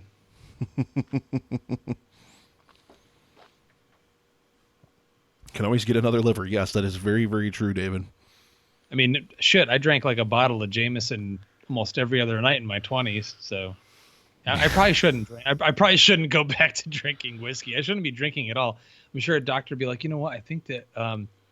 Escovel, I think you should stop drinking altogether. It's not like you drink that much, though. You probably drink, most of your drinking is probably Monday nights on the show. I don't know about that, but maybe. Well, some of it anyway.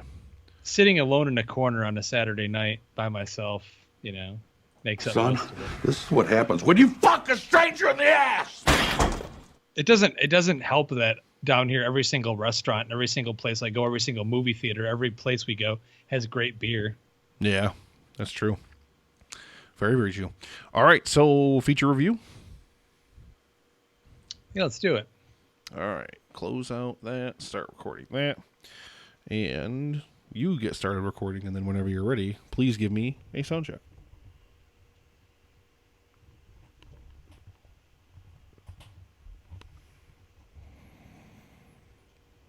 Hot dog, I say.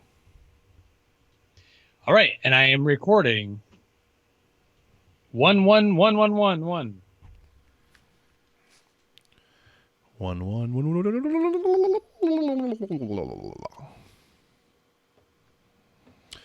All right. I tell you what. Why don't you roll us in? Hey, looks like we have Do it. VHS in the live stream. Hey, that's not very nice. Fucking Wes. G Willikers. G Wiz. It's all Chris from More Gooder Than's fault. He was drugged up from the fucking dentist. Listen, Wes, I would expect you to come in here and say that anyway. It's not like nobody else has said it tonight, or will say it next time, or whatever else. Welcome to the live stream, Wes. Justin, whenever you're ready. I'm ready to go, man. And I'll count us back in. Yeah. All right. And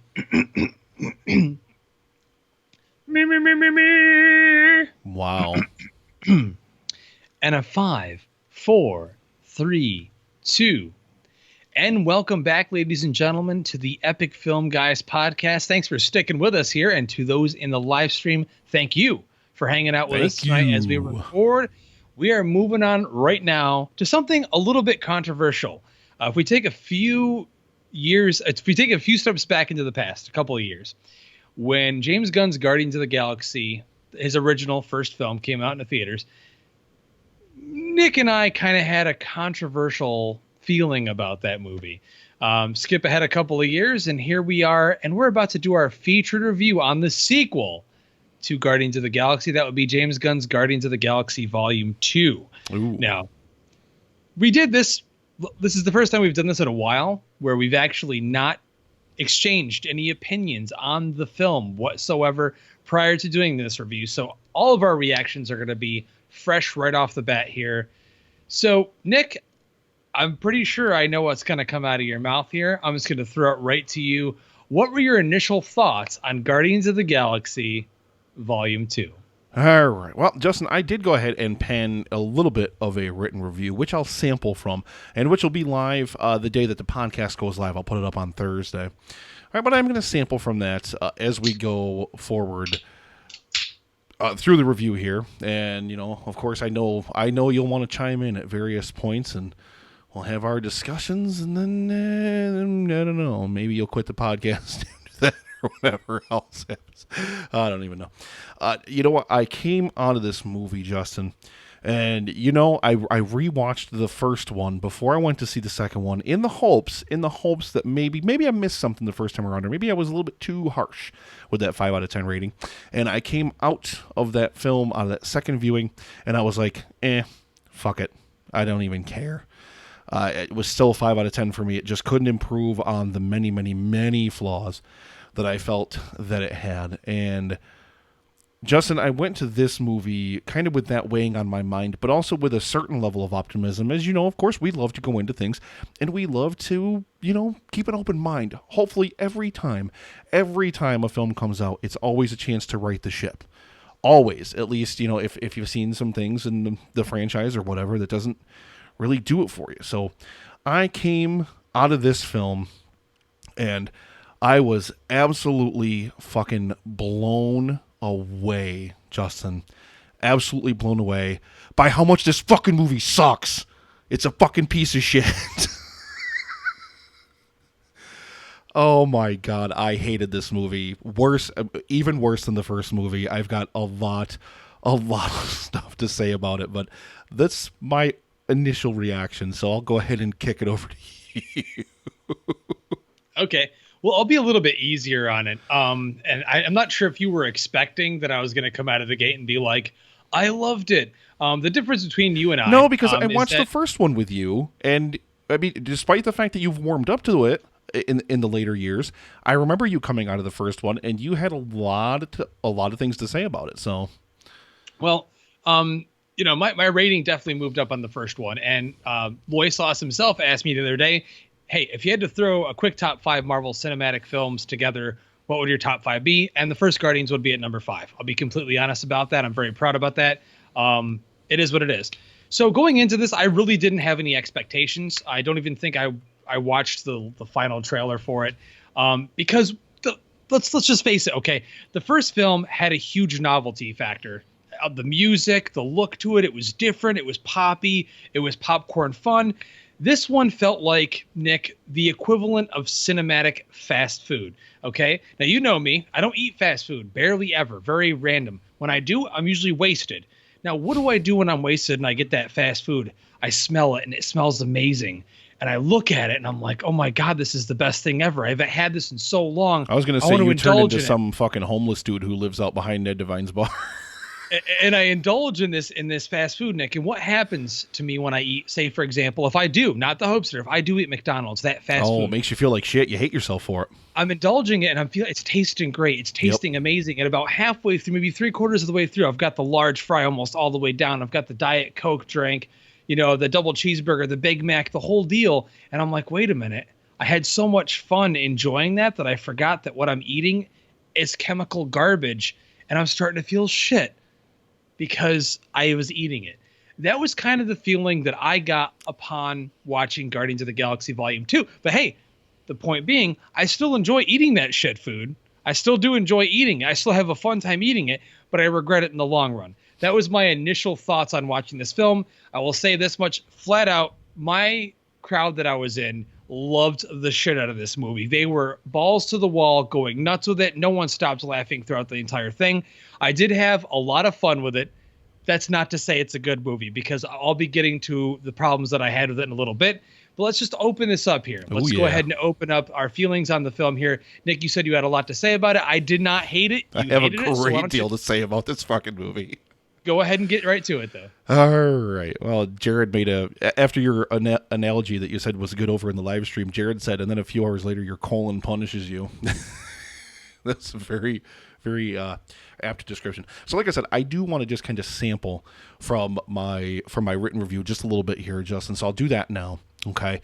Guardians 2 opens where we left.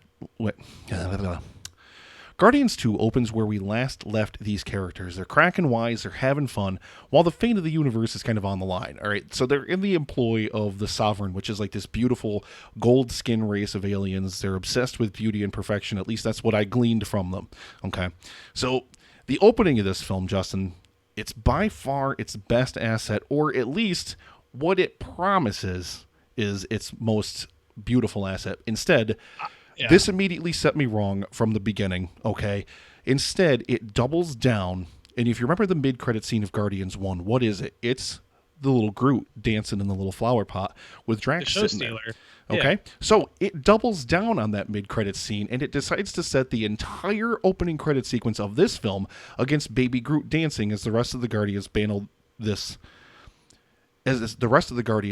this giant, colossal, interdimensional beast, mostly off screen. So this is what James Gunn is saying to you right up front here. This is what it's saying. It's doubling down on the cute and funny moments in favor of shuffling everything else off to the background. This won't be the only time in the film that Baby Groot mugs for screen time, and he wants to steal the collective hearts of the audience and make everybody ooh and ah and rush to the store. And rush to the toy store after the film to grab yourself a giant plastic baby tree. And that's what this film really, really felt like to me, Justin. It felt like a series of fucking toy commercials and a series of like commercials for the fucking soundtrack. That's really what this film felt like to me. I felt like it had good moments, and we definitely want to talk about some of the better moments that it had. Yeah, we definitely do, because but it had there these are scenes some great like this where it just it made me so fucking angry. Like, and I thought that the opening sequence was cute at first, like when they had the baby Groot dancing, but this thing went on for like 5 fucking minutes. It was overdone. It was too long, but hey. I have to give them kudos for how it was shot, though. I thought it was very impressively shot. It was impressively shot. You saw shot, the background yes. action and the way that they would interject. For example, Star-Lord would fly in behind Groot and then kick him aside. And then it was very expertly done. So I enjoyed the visual aspect of it, but I guarantee you that we're on the same page. When it came down to, I'm like, I did look at my watch. I'm like, dude, this has been going on for 5 fucking minutes. Yeah. Interesting way to open the film, because let's face it, we don't see that interesting of openings to movies like this anymore. It usually just jumps right in and that's it. So I liked the idea. And I will go through this review and say that I do praise Gunn for his sensibilities and him being different, because this guy started out as a B movie director. So yes, he did. Yep. I get where he's coming from in a lot of this. So I'm not totally hating on this movie. Don't get me wrong at all. But I totally know where you're coming from. The one thing that I want to throw out there as we're getting to this, Nick, is that not only was that opening overdone, everything in this film was overdone, including a lot of the jokes. And we get a lot of the same jokes. I'm going back to them over and over again. I'm like, okay, I chuckled the first time. That's not to say they weren't all bad, because, I mean, I laughed my fucking ass off during this movie. But it felt like everything was recycled. And as you got about halfway through this, you realize the novelty factor of the first film was already worn off. Yep.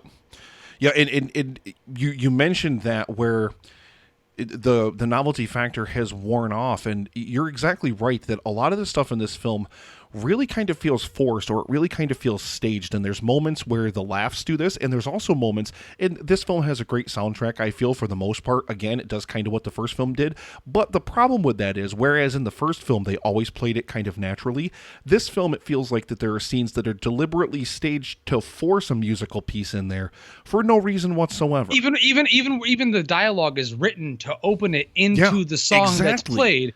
That, and in the first one, we got a lot of songs. Let's face it, there were a lot of songs. They were great songs. But I felt like, Nick, that there were like 20 fucking songs in this thing. I felt like there was a song every 5 minutes, honestly. Yeah, and that's just it. Like I said, this whole thing just played as like this exceedingly long series of toy commercials. Like I said, it's not that there's not fun parts about it, and it's not that there aren't really good elements to this film that I definitely want to touch on. But the problem is, like I said, when you open the film with a 5-minute long sequence of the utterly adorable baby Groot dancing around and having a great time, all you're trying to do is fucking pander to your audience, and that's exactly what Gunn is doing here. He's pandering to the audience.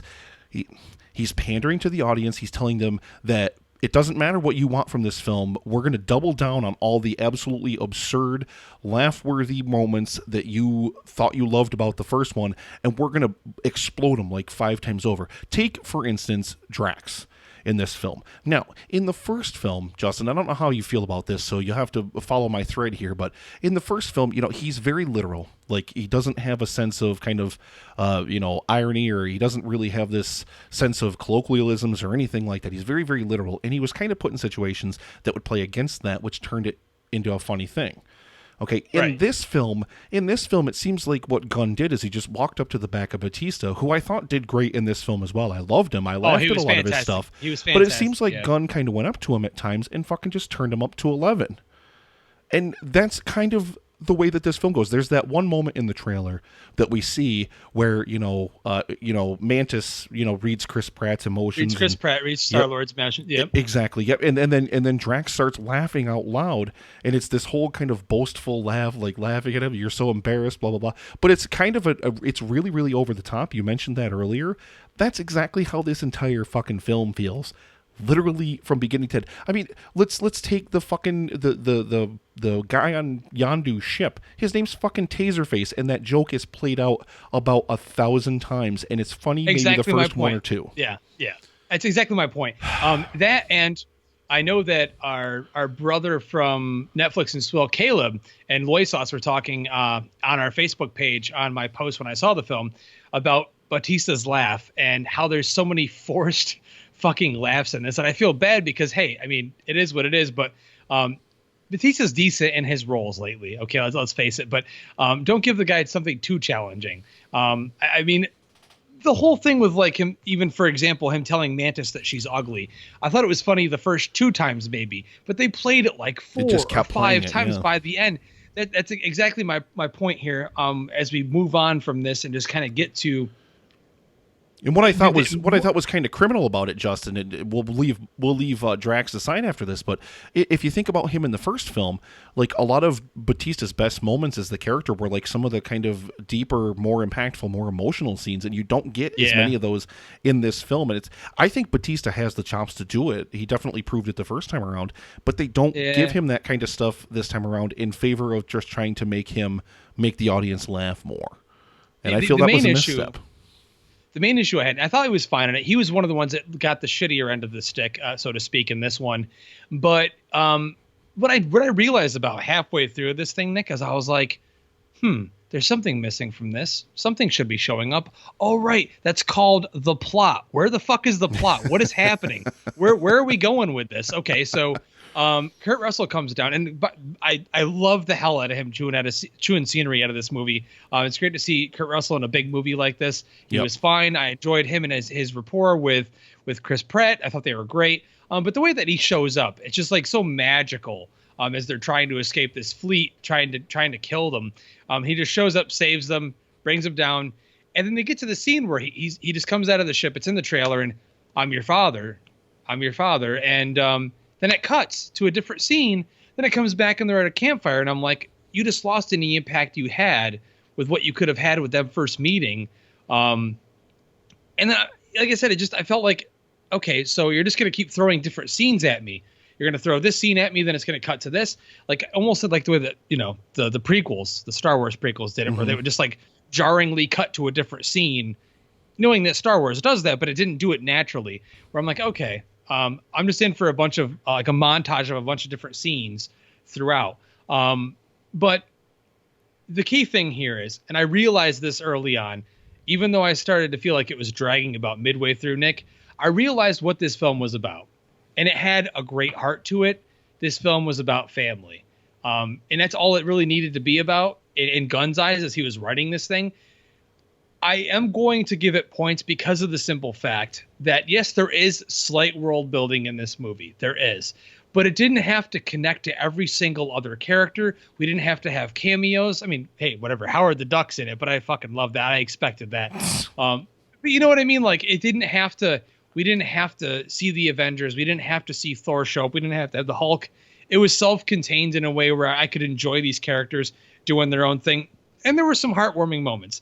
I feel like there was some great character development for Rocket. I felt like there was some great character development for Star-Lord, Gamora, and Nebula. They had some great character development in the film. And it was all pretty well put together on screen. And it was all very well acted. So, while I had issues with that, there was a heart to it. And I felt like, it's a bright-looking, colorful, fun movie with awesome rock music to it. It should have a heart, and it did have that for me. Yeah, and you mentioned the family aspect of it, and that's actually something that I really touched on in my written review as well. That was part of my written review too. That whole little thing there. You disgust me. All right, so I'm going to turn back into my written review here. All right, so the family aspect of the film is definitely its strongest asset, with fantastic performances turned in by Karen Gillian as Nebula, who I really think stole the show in the film. I really, really think she didn't get a lot of anything to do in the first movie, so she really took the material that they gave her this time and fucking turned it up to 11. And, Michael Rooker, also as Yondu, really, really great. Oh, my God. He was fantastic. He was so great. The saddest thing about this movie for me is that the plot's main thrust, and that's Kurt Russell revealing himself as Quill's father, is also, as you said, it's one of the weakest points. And it's easy to kind of telegraph, and spoiler alert, I don't care, his villainous turn way earlier in the movie because the script continually hits you over the head with it. It continually has Mantis being like, no, I've got to tell you something. And you continually have Gamora saying, no, there's something wrong here. There's something wrong here. And his would-be father-son relationship with Peter never quite feels genuine. He comes off as if he's kind of trying too hard to bridge the gap too fast. But I will say, all that said, I feel like this was probably deliberate on Gunn's part. And he probably didn't really want to sell that as well as he should have, but I think he probably should have done more to sell that, because then it would have actually made the villainous turn actually mean something. It really doesn't mean anything, and it really doesn't come as a surprise, because the film telegraphs it from so fucking far away. Well, that, Nick, and not to cut you off, but that, and we don't see another central villain in the forefront at all. I'm not sure if they were trying to sell it as all of those, painted gold people were going to be it, but I knew they were. Yeah. You knew from the beginning that wasn't going to be it. So I'm like, okay, usually we see a central villain by now. So I have to ask you this. I know you're not done with your written review, but from a villain standpoint, who was better? I know you hate Ronan from the original. So was the villain treatment done better in this than the first one? I have to ask you that, 'cause I'm just curious what you think. Because I thought it was. I mean, I'll say that I like Russell better than I like Lee Pace, in the first film. I absolutely think Kurt Russell's a much better actor. I love him, but I don't think that they did any better the second time around than they did the first. They did the same goddamn thing in this movie that they did in the fucking last movie. Ego is Kurt Russell's character. He's a living fucking planet, and he's an ageless god. Okay? Tell me, Nick, what is it that he wants to do? What does he want to do? He wants to take over the fucking universe. He wants to... that's enough. There, it's all you to say. That's it, dude, right there. That's not the point, though. Fucking thing. That's the same fucking thing. The point is, just like in the first film, what happens in the first film? You have Ronan the Accused, who has an infinity fucking stone, but he doesn't use it because the plot requires him not to. In this film, you have Ego, who, I mean, essentially, like I said, he's a god who is the entire fucking planet, but he instead lets a bunch of fucking space mercenaries run around on him and doesn't do anything about it until the plot requires him to. So if you tell me that this thing is essentially a living god who is an entire planet, and these beings are all on this planet, and he can't just fucking evaporate them all in the blink of an eye, like, I'm sorry, it's fucking laughable. It's a fucking joke. And like the fact that he honestly, he easily gets bitch slapped by Peter later on in the movie. And I also was kind of like a little put off by that. I mean, like I said, I think Russell was better in this than Pace was in the first, but I think this film shits on his villain just as badly as it shits on Pace and on Ronan in the first film. It makes them laughably stupid, and it makes them not exercise these amazing powers that they have to let these other characters defeat them. It makes them like utterly and completely stupid, and I that's just piss poor writing. You should make your villain powerful and exercise that power and make them a threat. You shouldn't make them exceedingly stupid so that the good guys can beat them. I get that. I totally get that. The one thing that I started to realize as we were going through the film, about 3/4 of the way through, is that I don't know if I was necessarily the target audience for this. And we started off this review talking about the opening sequence with dancing baby Groot. And my daughter, she's 13. She saw it. She loved it. She said it was great. And the general audience in my theater laughed their ass off. Every joke landed for them. They were laughing throughout the entire thing. And even giving a shout out to my boy Kevin from Picture Lock, who hasn't been on the show since our Suicide Squad review, but he was very much on the same page as you and I about this thing. He was really not that impressed with it. He was very upset with it. He even actually liked it less than I did. So I know there are critics out there that are on the same page as we are with the issues we had with this thing. The main thing I came out of this with, though, and we complain about this a lot on the show. Anyone that knows us knows that we have gone back and forth about our disdain for Marvel in general, their formula, is that it feels good to me, Nick, that I have a choice now. I have a choice between, I can watch the equivalent of, a B science fiction movie that's got mindless nonsense to it that looks beautiful, by the way, because James Gunn shot this with an 8K camera. With a great soundtrack. It's fun. It's got good jokes. It's probably one of the funniest comedy-related films I've seen all year. Or I can go watch fucking Iron Man 3. Or I can go watch, Captain America 1. Or I can go watch whatever else, Thor: The Dark World. I just feel I'm happy that Marvel's giving him at least enough freedom with the tone and the feel of the movie to kind of go out on a limb and do something a little different. Definitely even making the movie he wants to make. That's what I appreciate about it, and I did have fun with it, even though the novelty factor wore off. Now, anyone that knows me on the show knows that I love 80s everything, and there was so many 80s references in this thing, some a little bit of it's too forced, even though, hey man, spoiler alert, I fucking love the Hoff. I love David Hasselhoff. Just make him a character in the movie if you're going to have him in it. Why just have him show up at the end in a fucking after credit scene? I hated the callback to it in the beginning of the movie, because I mean Peter Quill was what, like fucking 8 or 9 when he was kidnapped from Earth or taken from Earth by Yondu in the first film. Okay, but then this kid, and like this is the second film now where he has like this incredible depth of pop culture knowledge from fucking Earth in the 80s, which I mean he was fucking 9, like he's gonna remember a couple of things, but like it was the same thing as the Footloose thing in the first movie to me, where it felt almost too tongue-in-cheek. But then when they did a callback to it later and the fucking Hoff did the cameo, I about fucking died laughing just because it was the Hoff fucking showing up on the I mean, I liked it, and and I have to give Gunn credit for it was actually more entertaining. I wish that every Marvel film would do like the 5 post-credit scenes, because it kept me interested. I'm like, oh, what am I going to see next?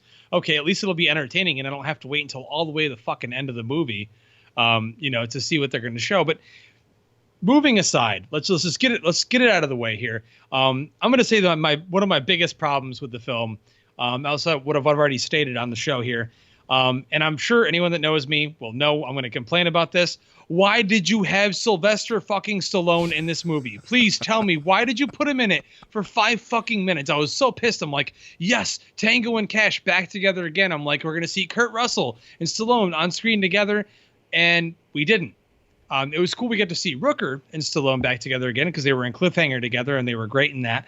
But do we literally see Stallone for less than 5 minutes of screen time? Now, Loy Sauce had said, it looks like they're setting him up. Obviously, at the end, you see him again. He's going to be a character in the third film. Cool. Awesome.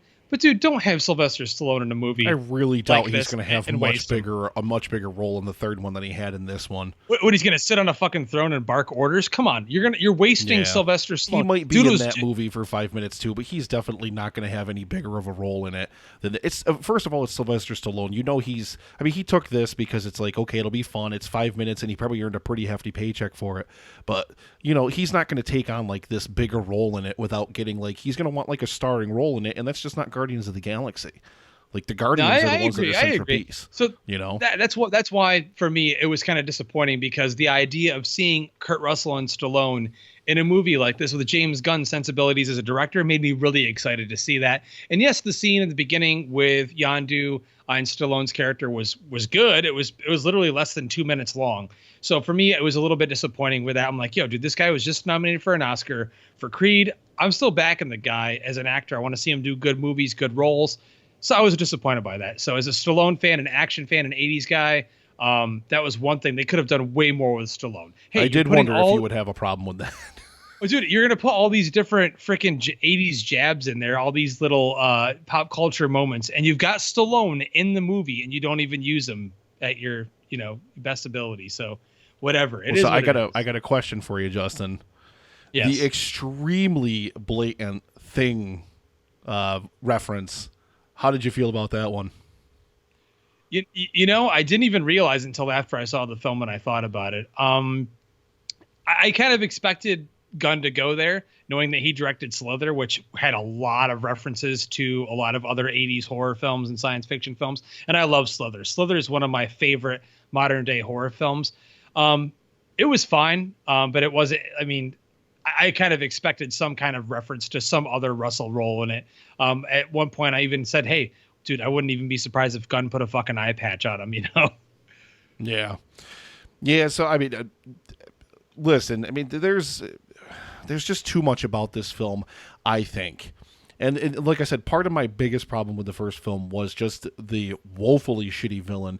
And the fact that, aside from the fact that the Guardians were really well done, everything else about the film was so fucking subpar that the whole thing was uneven to me. And this doubled down on that. It exchanged scenes of character development, and it exchanged scenes where it should have been chugging a plot forward for scenes where they're jumping through all these different dimensional jumps and stuff, which was funny for a few seconds, but then they kept that scene going forever. And then they came back to that scene again. And that's just kind of the lesson from this film, I think, is excess. Way, way, way too much excess in this film. And let me just look at my written review here, see if I have anything else that I really, really want to throw in here. Oh, and then the climax of this film, Justin. This is one last thing I want to say about it, and then I'm going to throw a star rating on it and fucking walk away, because I was, like I said, so fucking disappointed by this. But I really, really went into this. I really, really wanted this to be good, and I heard really good things about it going into it. I heard that the reaction was really positive, even better than the first, so I was hoping that would at least tick my score up a little bit. And the entire thing, Justin, as you said, is about family. Okay, and one of the biggest themes of family in this film as fathers. Okay, so the film makes it incredibly obvious that this is going to be one of its biggest running themes with Yondu, with Ego, with Peter Quill, all throughout the film. And then, what do I hate more than anything in the film, Justin? Anything even worse than a shitty villain. What do I hate more than anything in a film? It's when a director... It's when a writer pulls out a big, giant fucking mallet and beats you in the head with the fucking theme of the movie. And that's what this fucking movie did at the end. It starts grabbing and having these characters deliver all this dialogue, like, he's your father, but he ain't your daddy, and all this fucking bullshit. And it's like, you could have had all that dialogue cut. You could have just had those scenes in silence, because the scene says it for you. You don't need to have these characters spitting this fucking garbage, literally punching the audience in the face with the theme of the film. And I'm giving this one, I'm actually dropping a point off of this one from the last film. This is officially my worst ever Marvel film, worse than Thor: The Dark World, if you can fucking believe that. 4 out of fucking 10 for me. Fuck this movie. Fuck the Guardians of the Galaxy. I don't give a fuck about the third movie coming out. I really don't give a shit. Well, I definitely differ on that rating for sure. I definitely had a ball with this one to some extent. I thought that a lot of the stuff with Rocket was fun. I liked the visual aesthetic. It was beautiful looking. So much work went into the visual aesthetic of the film. I thought it had a lot of heart, and I definitely disagree with you to some extent. I didn't feel like anything was beating me over the head at the end, but I did feel like it was a little bit jarring at times, and it did drag, and it had some pacing issues, and I didn't totally buy Russell as the villain at times. So I mean, there were more things I didn't like about it than I did, but still overall I walked out, like I said, that cinematic fast food is the best equivalent that I could put. I ate it, I enjoyed it while I was eating it. Afterward I kind of felt bad, because I was like, hey, this isn't actual nutrients, this isn't actual food. What I'm eating is just made to look good. It tastes good, but it's not real food. And that's what I think of Guardians of the Galaxy Volume 2.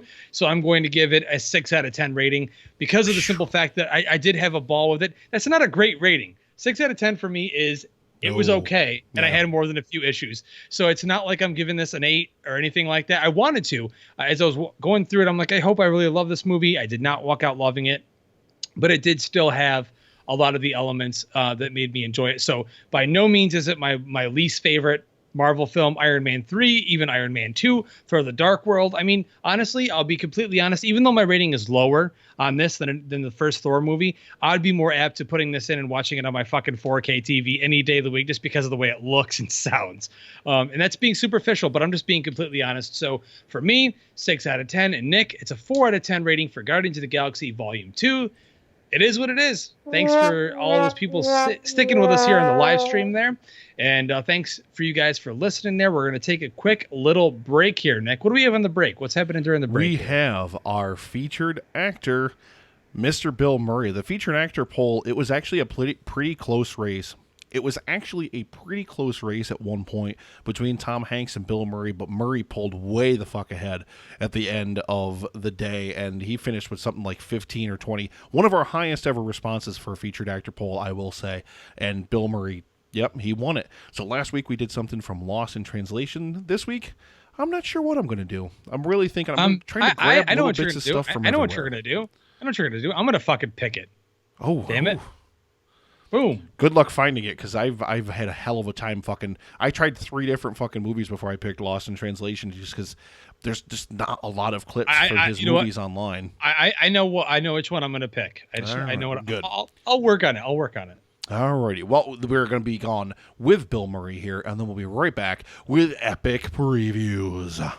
We'll be right back. The fucking end. Can't wait till all the fucking hate I'm going to get for that. Because I'm going to get shit on. That's all right. Like I said, I enjoyed it, but I mean, I saw its flaws. It is what it is. I see people reviewing it and saying it's better than the first. It's 8 or 9 or 10 out of 10, and I'm fucking flabbergasted. It's nowhere near as good as the first, dude. The first had the ability to be the first of its kind. This did not. It's coming after it, and I by no means ever thought it was going to be better than the first one. I really didn't see any way for it to be that way, because it's still going to have the music. Marvel's not going to let them go in and not have the music and the same, throwbacks to the first one. So what I would have preferred, and you know how many films have come out, and this is something I should have mentioned during the review, but like you know how many films have tried to copy and emulate the style of Guardians since it came out. I really would have liked if Guardians of the Galaxy Volume 2 hadn't also done that, because they really tried to do the same thing that Guardians 1 did. They just tried to do, but too much, dude. I'm telling you, there were so many songs, dude. Every other minute, there wasn't even tried to do something else with it. I'm sitting there, I'm trying to listen for a score, and I'm like, dude, I don't even hear a score. I just hear another fucking classic rock song in this shit. It was literally James Gunn going, what are my favorite 80s songs? How can I write into the script the meaning of this song and have a scene go into this song? I was so fucking, like, I really, like, probably like a third of the way or half of the way through the film, I was really fucking into it. Like, even though I had my issues with it, I was really fucking loving it. But then... That's good. I'm glad. I said, whatever, dude. Like I said, at the end of the first one, it does the same fucking thing with the villain, where it makes him... He's got an Infinity Stone, and he just says, fuck it, I'm not going to do anything with it. I'm just going to let the Guardians fucking do shit to beat me. And Ego does the same thing. He's a fucking god. He's a planet. But he's like, fuck it. I'm just going to sit here and let them do shit so they can beat me. It's so fucking stupid. It's just like, it's not good writing, and I really, really hate that so many people just excuse it just because, it's a fun movie, so who cares? Like, fuck that shit. I honestly, Dan just said in the live stream about the Zune thing had me balling. I was laughing my ass off because, dude, honestly, the only people that are going to remember that are people that are around our age that are like, wait a minute, that thing existed. Then Danielle was like, I had one of those, and I was like, you got to be fucking kidding me. And then you filed for divorce. Dude, it came out at the same time as the original iPod. Oh yeah. And nobody had one except for Danielle. No, dude, they sold. They made money. I know they sold, but like iPod got associated with that name and like pocketed music, so Zune never had a chance. Dude, I still have right now. I still use. It's in the car. My 80 gig iPod original. It still works, and it's over 10 years old. It's got over I don't know how many gigs worth of music on it. So, no, she did not have HD DVD. She doesn't care about the quality in film like I do. Oh, Jesus. All right. Well, I think I'm going to just play something fun here during the break, and then we'll be Dan, back, I think. Yeah, Dan. So a lot of people, a lot of video files, if you're listening, still think that a handful of titles on the HD DVD format still are better than Blu-ray. In fact, actually, the Batman Begins HD DVD is better than the Blu-ray. Was it just a shitty transfer? Dude, the first 3 years of Blu-ray transfers, Warner Brothers basically took DVD transfers and just upped the resolution on them rather than go back to the film and like do a new remaster. So that's why I'm pretty sure that they're going to do in the next year Nolan's trilogy in Ultra 4K because he shot them all on film, dude. So they have the ability to. It's not going to be a problem for them to convert. The problem with the Ultra 4K is that a studio, for example, like with Guardians 2, dude, he shot that shit on fucking 8K. They master it down to 4K for theaters, but most movies, they're mastered down to 2K, even if they're shot in fucking 4 or 6. So when you get the Ultra 4K, what you're getting is the studio's 2K transfer of it that they took from 4K. So it's an upconverted file. It's bullshit. So like, what was it? I forget which film it was. I bought Allied, that Zemeckis film with Brad Pitt and Cotilliard in it. He shot that shit on 6K. It was mastered at 4K, so I actually saw it in true 4K. It looks beautiful. It looks fucking stunning. I have to laugh because I minimized everything on my computer to access a file, and whenever I minimize the Skype window, it freezes it. So go to the live stream and look at your face on the phone. I see it. I see it. I see it. I see it. I see it. All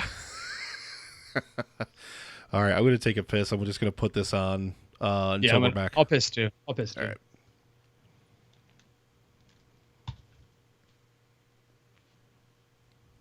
Come on.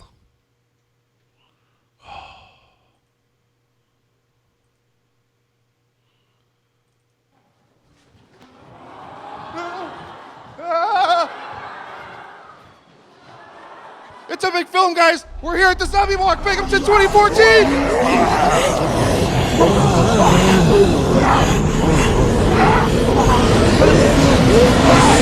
Amanda, tell us a little bit about your love for zombies.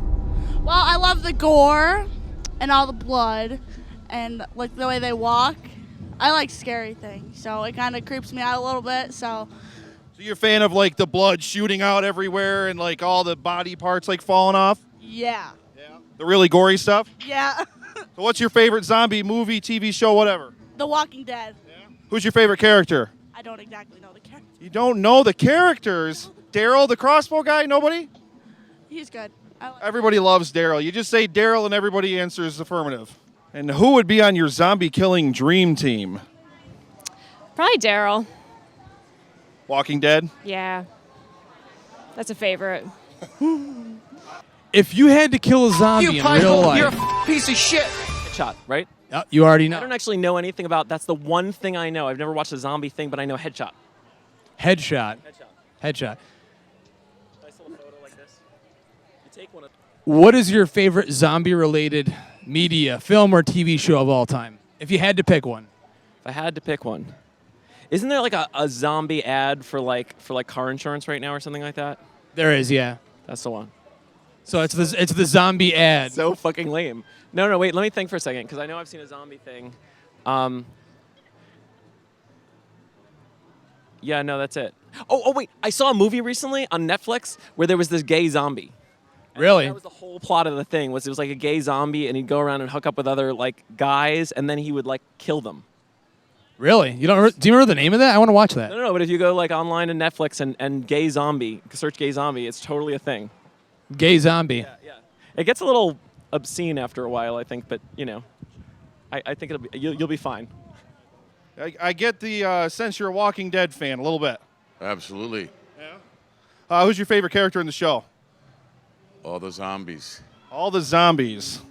None of the humans? They look tasty enough. Had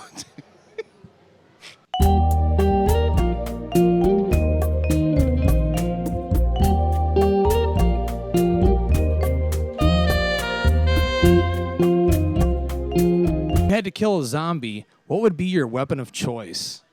Definitely a handgun. It's loud, but it gets the job done quick.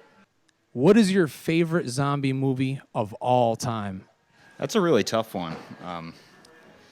Probably like the Night of the Living Dead remake, the first one. Like, the first color one, the one with Tony Todd in it. That one's pretty good.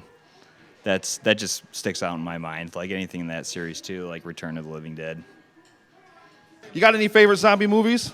Well, I really love Dawn of the Dead. Of course, Night of the Living Dead is kind of the classic, the sort of original in a sense, but there's something about a zombie movie in a mall, given I grew up in the early 80s, late 70s, early 80s, it's really culturally, zombies at the mall kind of works for me. Yeah, it's kind of one of those survival bastions where when the end of the world comes, that's what a lot of people would think of, is to cluster where you can get a lot of resources. Exactly, and, in many ways, the mall seemed to be an indication of perhaps, the apocalypse. I don't know. Yeah. I take that back. We used to be at the mall, and we loved it there. We're digging into culture now, people. But, I've personally never had a taste for brains, probably because I have yet to die and then come back to life. But I really don't see what it is about brains that would be all that appealing. I like zombies. You like zombies? Me that watch zombies movies. You're not gonna bite me and turn me into one, are ya? No. No. Jake, tell us a little bit about the hearse. This hearse is from Reaper's Revenge, America's #1 haunted attraction right now. We've got 4 different attractions for one price, $35. You get the Haunted Hayride, you get the Lost Carnival walkthrough, you get Sector 13 and Pitch Black. It's nuts this year. All right, so on a level of 1 to bring 7 different changes of pants, how scary is it? Just wear a diaper. If you're a real zombie, what body part would you want to eat first? I mean, I think I would probably start with the arm and like just go straight from the hand, just munching arm. I'd like to savor it, you know what I mean? And then go legs. I'd probably go like torso last. I mean, brains are of course your classic, so. Save the brains for last. Kind of like the dessert. Yeah, dessert, yeah. Brains are dessert. If you had to pick your favorite, because you're the movie girl here, you're the movie guy, what is your favorite zombie-related movie of all time? Now, take a minute if you need to think about it, but what would you say is your favorite if you had to put a name on it? Wow, Zombie. I'm probably go with Zombie. Lucio Fulci's Zombie. I mean, you know, he's the master. He's made the classic Zombie. I like the worms in the eye, you know. There's a few other Italian zombie movies that I think are worth mentioning, but I'd say Zombie is probably the best of the lot. What do you guys like to eat the most on the body? What's your favorite part?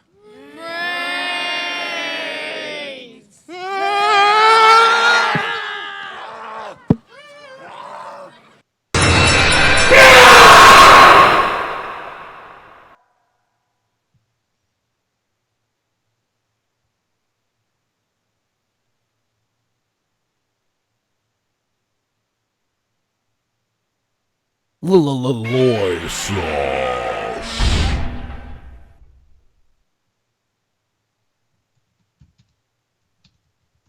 Ooh, baby, we is back, everybody. Yeah.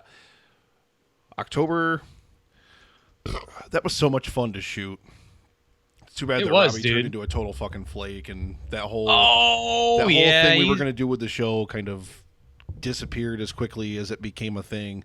But that one, we have that one fucking video that is just a testament to how great it could have been to do like actual video production stuff and not just, you know, our shitty video reviews that we fucking, we got some pretty good production out of those too, I like to think.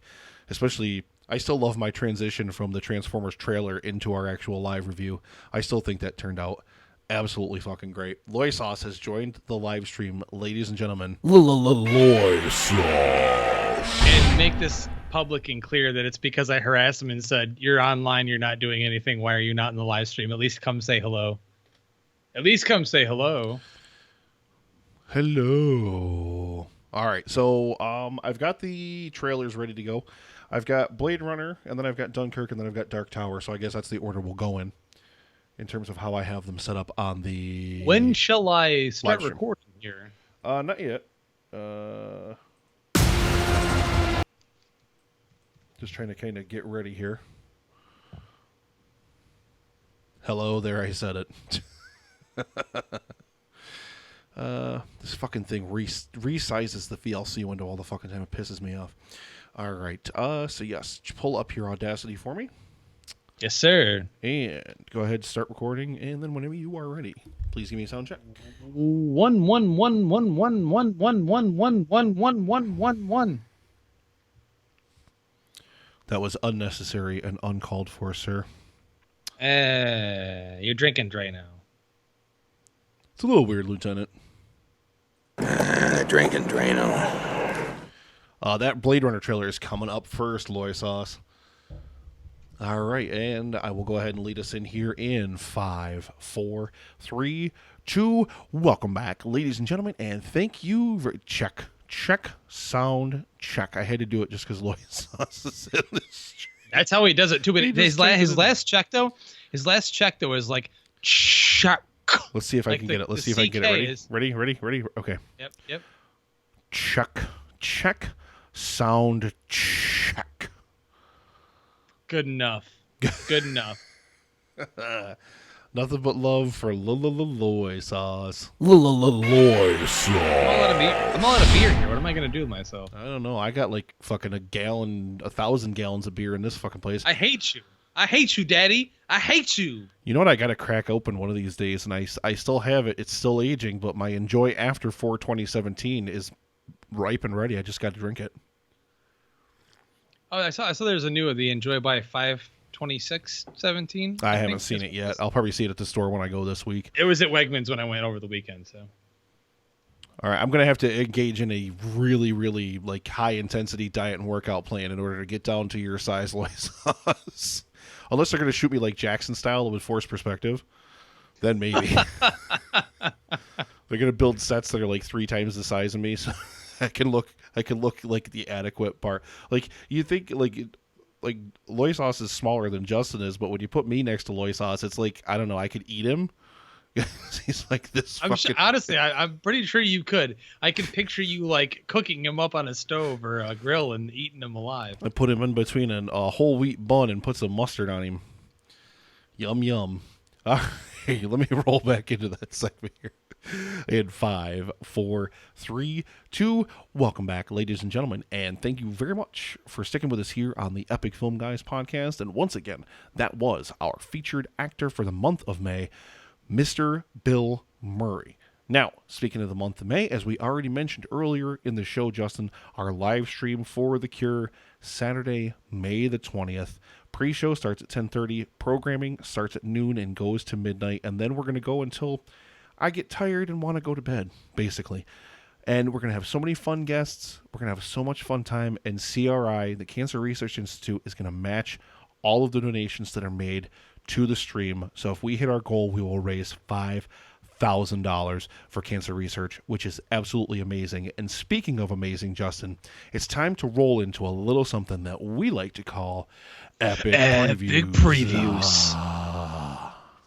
In the world of Endicott, New York, and Herndon, Virginia, 2 Epic Film Guys dissect the latest movie trailers in a segment we like to call Epic Previews. Starting off this portion of the show, we're going to start off with a trailer that hit today, Nick. Brand new, fresh, hot off the press, that blew me out of the fucking world. This is the brand new full trailer for Denis Villeneuve. Yeah, now do it all over again because the Epic Previews soundbite was playing there.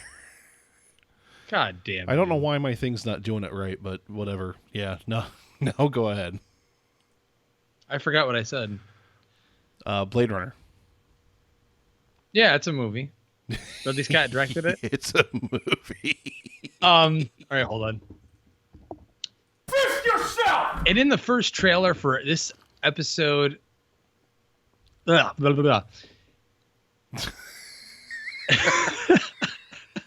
The first trailer we're going to get to here on this week's episode for Epic Previews is going to be a trailer that just hit today, fresh, hot off the press, and a trailer that I was extremely excited about when I first saw.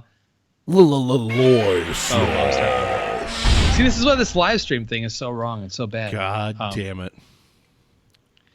Nick, the first trailer tonight on Epic Previews is a trailer that landed today, fresh hot off the press. It is the brand new first full-length trailer for Denis Villeneuve. The forced full-length trailer? The Forced? The Forest Awakens? Did the Forest awaken?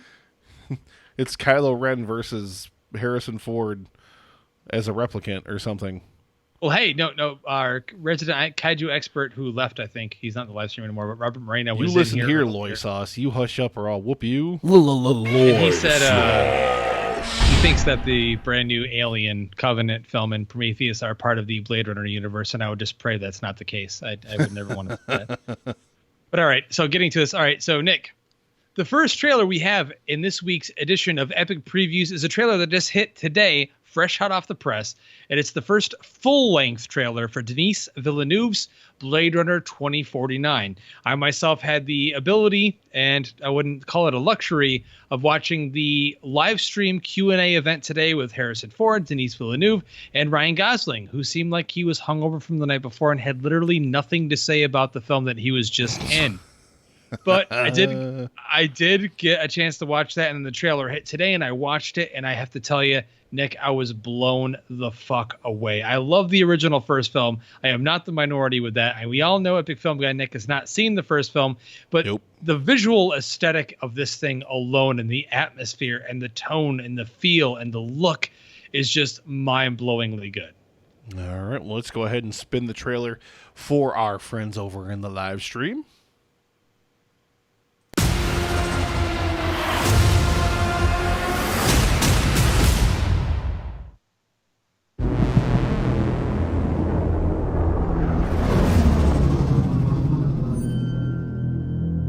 Every civilization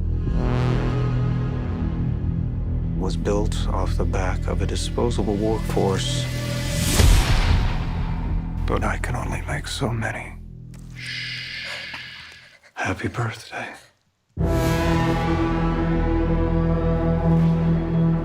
There is an order to things.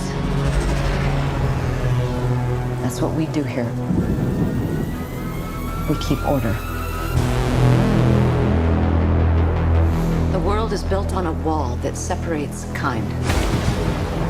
Tell either side there's no wall, you bought a war.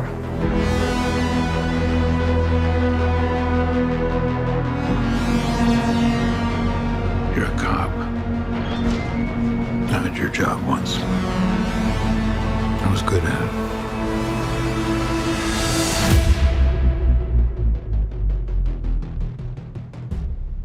I know. What do you want? I want to ask you some questions.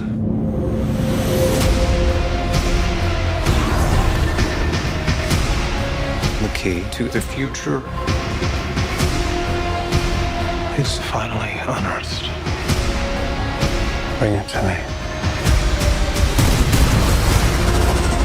They know you're here.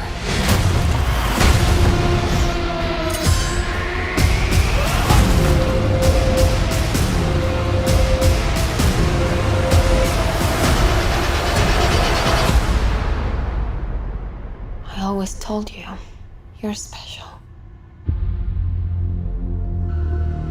Your story isn't over yet. There's still a page left.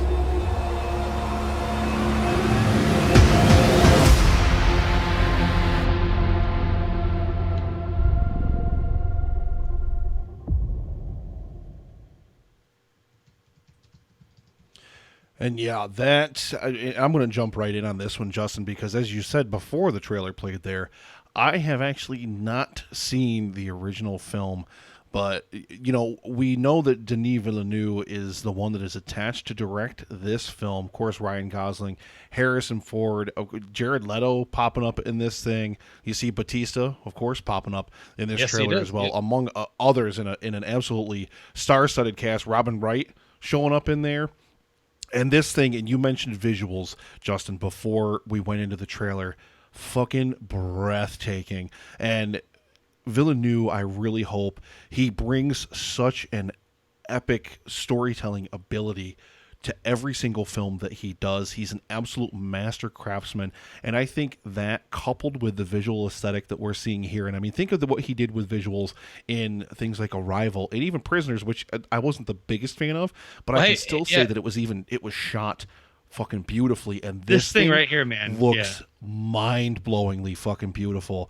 And it, like Loisos was saying over here in the chat on the live stream, that I've got to get on to seeing the first film. I absolutely do agree. I do need to do that, but I would go see this movie just based on that trailer alone, having absolutely no knowledge of what I was walking into. Absolutely no knowledge. It looks absolutely perfectly brilliant. But as somebody who's a huge fan of the original film, Justin, you've got to tell me here, just lay it on me. What did you think of this bad boy? Well, to push right off from the visuals. You had just mentioned them. Roger Deakins was the cinematographer on this film. Now, just to go down the line and talk about some films that he's done, Prisoners, Skyfall, True Grit, Revolutionary Road, and most recently, Hail Caesar. His work with Sicario was absolutely brilliant. I know I'm not sure, you didn't get a chance to see that one yet, the Villeneuve film, right? You haven't seen that one? Okay. I'm sorry, which film? Sicario? No, unfortunately, no. I have still not had a chance to see Sicario.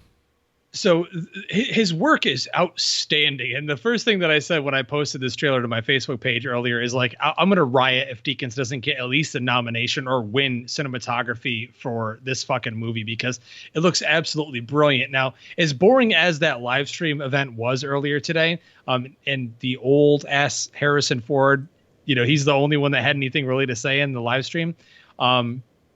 They mentioned about how much effort went into the look and the lighting and the cinematography of this movie. And rightly so. When you watch the original Blade Runner, it is the first neo-noir science fiction film of its kind that looks the way it does, that sounds the way it does, that's acted the way it does, that has the tone the way that it is. It's just absolutely beautiful. So, I mean, I'm blown out of the water with this. Now, a lot of Blade Runner fans are skeptical. Obviously, we're going to do a sequel to what is considered one of the best science fiction films ever made. It is preserved in the National Motion Picture Arts of cinema. It's in the vault. It's going to be preserved forever. But for me, knowing how I liked Arrival and how much I enjoyed Sicario and how much I loved Prisoners, I feel like there's a great talent behind this. And this is not a man that would take on a project like this unless he felt like he could do it justice. He's a huge fan of the original film. So I'm very excited about this. I mean, even if it's nowhere near as good as the first, which I don't think anyone's expecting it will be, I still think it's going to be a good movie. And I think it's going to be a brilliantly stunning looking thing to watch and to listen to.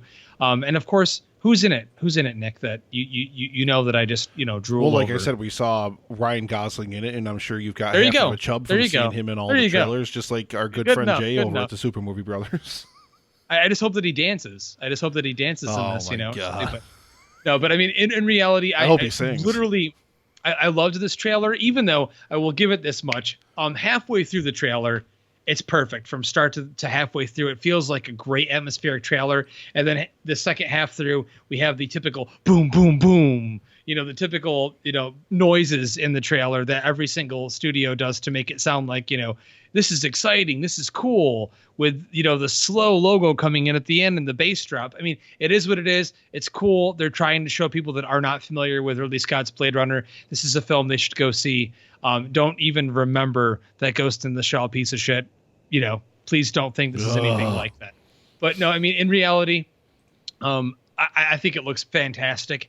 Will it be as good as the first? Most likely not, but will it be a good movie? I think that Villeneuve's got something good up his sleeve, so I'm excited for it. All right. Well, speaking of films that I am extremely excited for, and this definitely shot up a few notches on that list, I'll absolutely say that. But I'm going to jump into another trailer, Justin, right now from a director that you and I are both also very, very, very big fans of, and that, of course, is Christopher Nolan. And his latest film is based on a true story of the evacuation of British and French forces from Dunkirk in the spring of 1940. This is Dunkirk. And I'll spin the trailer here.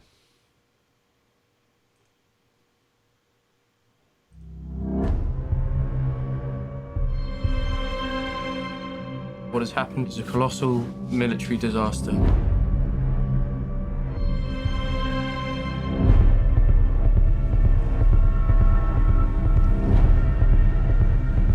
We shall go on to the end. We shall never surrender.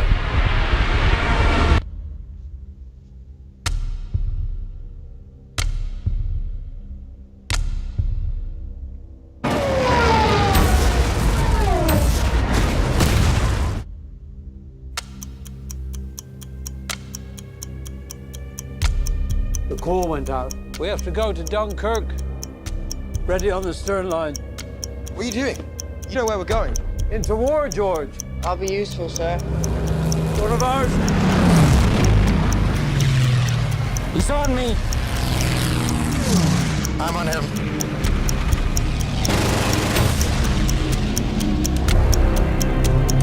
The ship's about to leave. Down you go.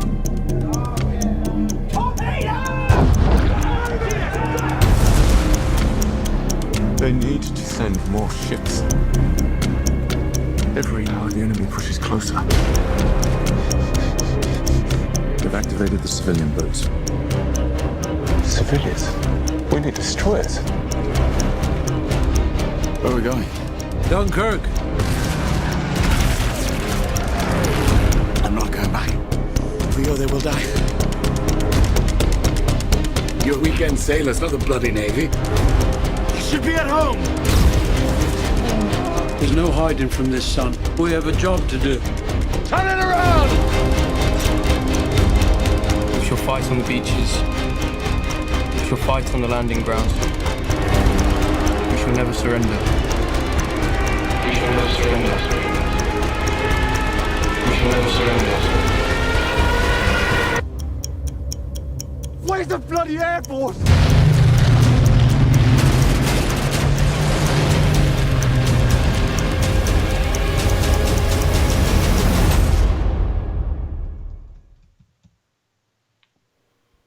All right, and Justin, I'm going to go ahead and open it up right over to you for your initial thoughts on the trailer for Dunkirk.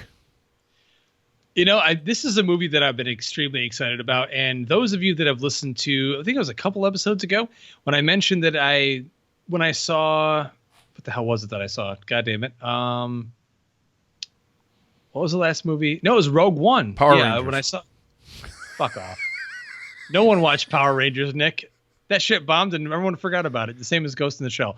I know, but when I went and saw Rogue One, actually, I had the amazing opportunity at the Airbus. Yes. 6-story, 4K laser projected IMAX to see the 8-minute prologue of Dunkirk, which a lot of that actually is in this trailer. So there was probably maybe about 4 shots in this that I haven't seen yet because I did see a lot of that, like with the plane with Tom Hardy, you know. They always, you know, Nolan always wants to put a mask on Tom Hardy or something over his mouth. But, you know, honestly, I don't think I have a feeling about this one, Nick. I don't think that major mainstream audiences are going to flock to this thing only because there's not much narrative in this trailer as to where it's going. To people that are unfamiliar with it, I don't think 13-year-old, you know, 14-year-old boys are going to be like, hey, what were we going to see this weekend in the summer, middle of the summer? Let's go see that war movie. But I do think that it will do well based on reviews and word of mouth as long as it goes the way that it's looking. I'm hoping this is a return to form for Nolan. A lot of people had issues with Interstellar. I still liked the shit out of it. But, you know, I still feel like it is one of his more weaker efforts out of the past couple of years. I think it was good, but not quite there for Nolan. Not quite where I would hoped he had his film go. He's a huge history buff. He's a huge hardcore director that pays very close attention to detail. Everything has to be just right. All the practical shots in this thing are just absolutely stunning. The plane shots, even though, Nick, those shots they're still in there that you don't like, you're going to get used to those where he's got the fucking camera attached to the side of the damn plane. He's going to do that. I think he just likes it. It's his thing. He did it in The Dark Knight Rises. He did it in Interstellar. He's going to do it in this. It's a good perspective shot, but unfortunately he just has a tendency to way overuse it. So in any case, this showed me a couple new shots that I hadn't seen yet. It's got a great atmosphere. I love that the way the trailer built things up about halfway through and the tension built and the music got faster and you heard like that ringing and it's fantastic. So I'm really excited for this. I hope it does extremely well. And you know what? I'm going to throw this out there. We haven't talked about this in the show. The rumor on the edge of the corner of the street is that Nolan is in talks to helm the next James Bond film. We all know that Bond is a thing that he is very passionate about. It's his dream project. It's got to be right. I guarantee he's just waiting for them to say, Chris, just do whatever the fuck you want to it and hand it to him. And I guarantee you he'll do it in that case. Otherwise, if they have stipulations, who knows? Maybe he doesn't want Daniel Craig as Bond anymore. We don't know. But I'd love to see him step back into that territory for a big blockbuster, especially after Spectre, which was fine, but nowhere near up to par to Skyfall. So for me, Dunkirk looks great. I can't wait to see it at that huge IMAX. It'll probably be, Nick, the next film I see in that giant IMAX theater. All right.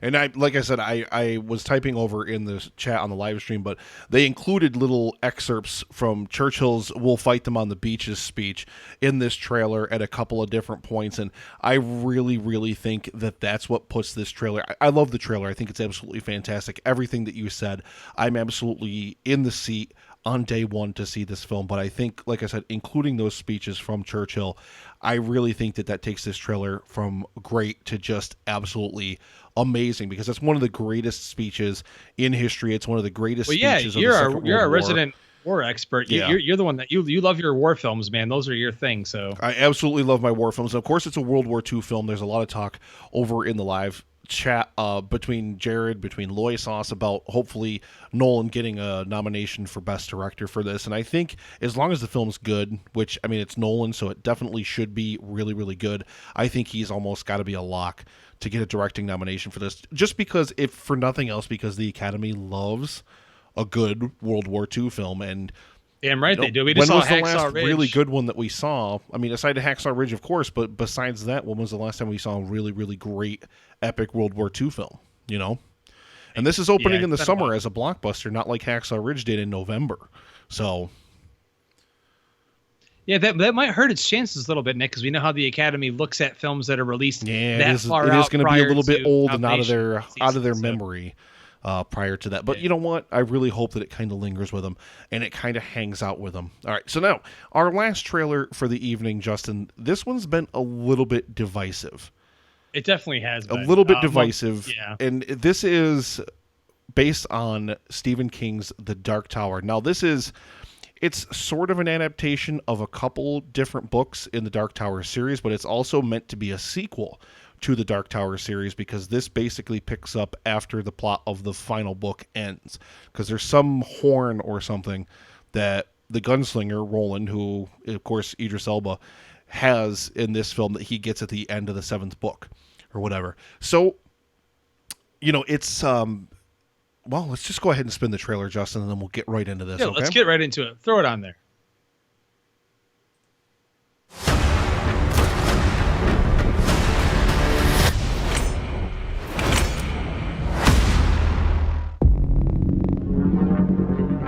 For thousands of generations, the gunslingers were knights,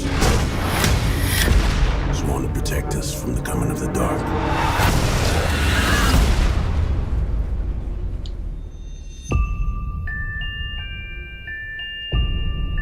These visions, as you call them. What do you see?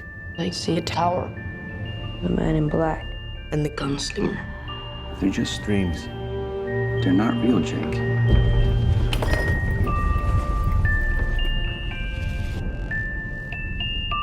There's another world out there. I know there is.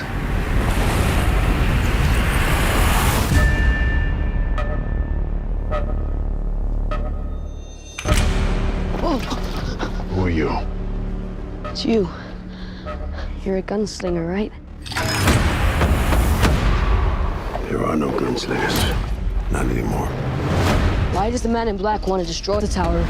The tower protects both our worlds. If it falls, hell will be unleashed. He's like the devil, isn't he?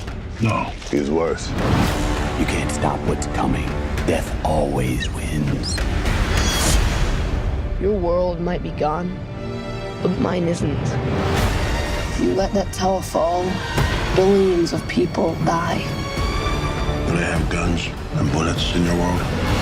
You're gonna like Earth a lot. All right, let's go.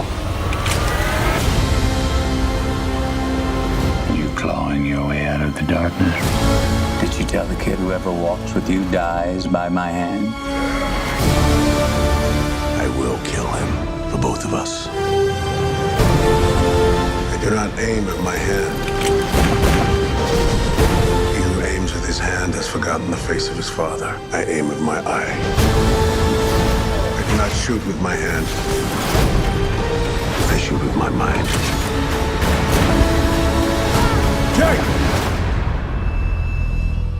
I do not kill with my gun.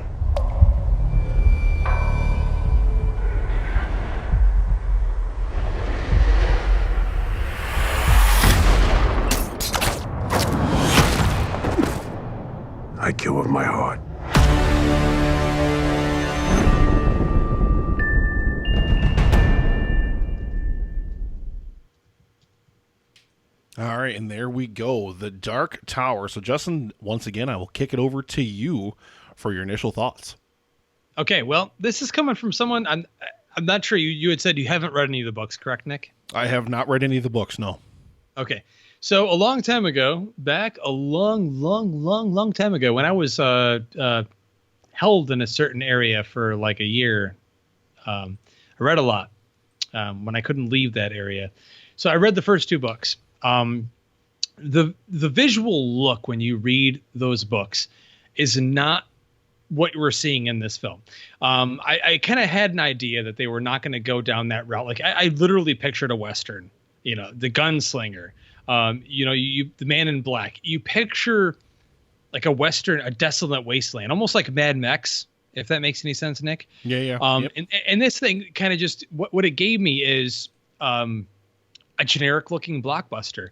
Now, that's not to say that it's not going to be a good or decent generic blockbuster, but the way that it's shot, the way that it looks, the way that this trailer is edited, just basically, if you didn't know anything about the Dark Tower at all, or it wasn't even a thing, you would just look at this as this could be just another run-of-the-mill, hey, maybe Assassin's Creed, or hey, look, he's jumping off a building, or hey, look, that's a cool shot with it's slow-mo where he's loading the gun with the bullets. I love Idris Elba. McConaughey needs to do something good again. Gold came out earlier or late last year and didn't do very well, and I love the hell out of him. I love the books. The books were great. They were atmospheric. They were so well written. It took you to a different place, a different world where you could just forget about your daily life and just go there and experience what the gunslinger was doing, chasing this man in black.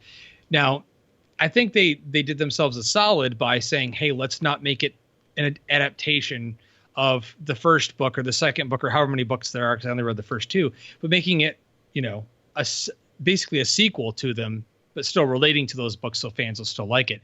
I won't lie, I was not overly impressed by the first trailer to this. Now, keep in mind, this is the first actual footage we've seen of this film, Nick, and the film comes out this summer. So that's cutting it close. So I felt like almost like Power Rangers. Really close. There's a reason why they're doing it. Maybe they were worried. Not to say that it's not a bad trailer. It's not the worst trailer I've seen, but just to me, it just looked a little too generic for what I was hoping for the Dark Tower. Now, coming from the outside, not being someone that has read the books or is very familiar with it, Nick, what did you think about it? Well, I mean, I haven't read the books, but I'm at least familiar with them, and these are, from my understanding, these are kind of King's self-described magnum opus. And, yes. This is, it's kind of based on, like, Arthurian legend.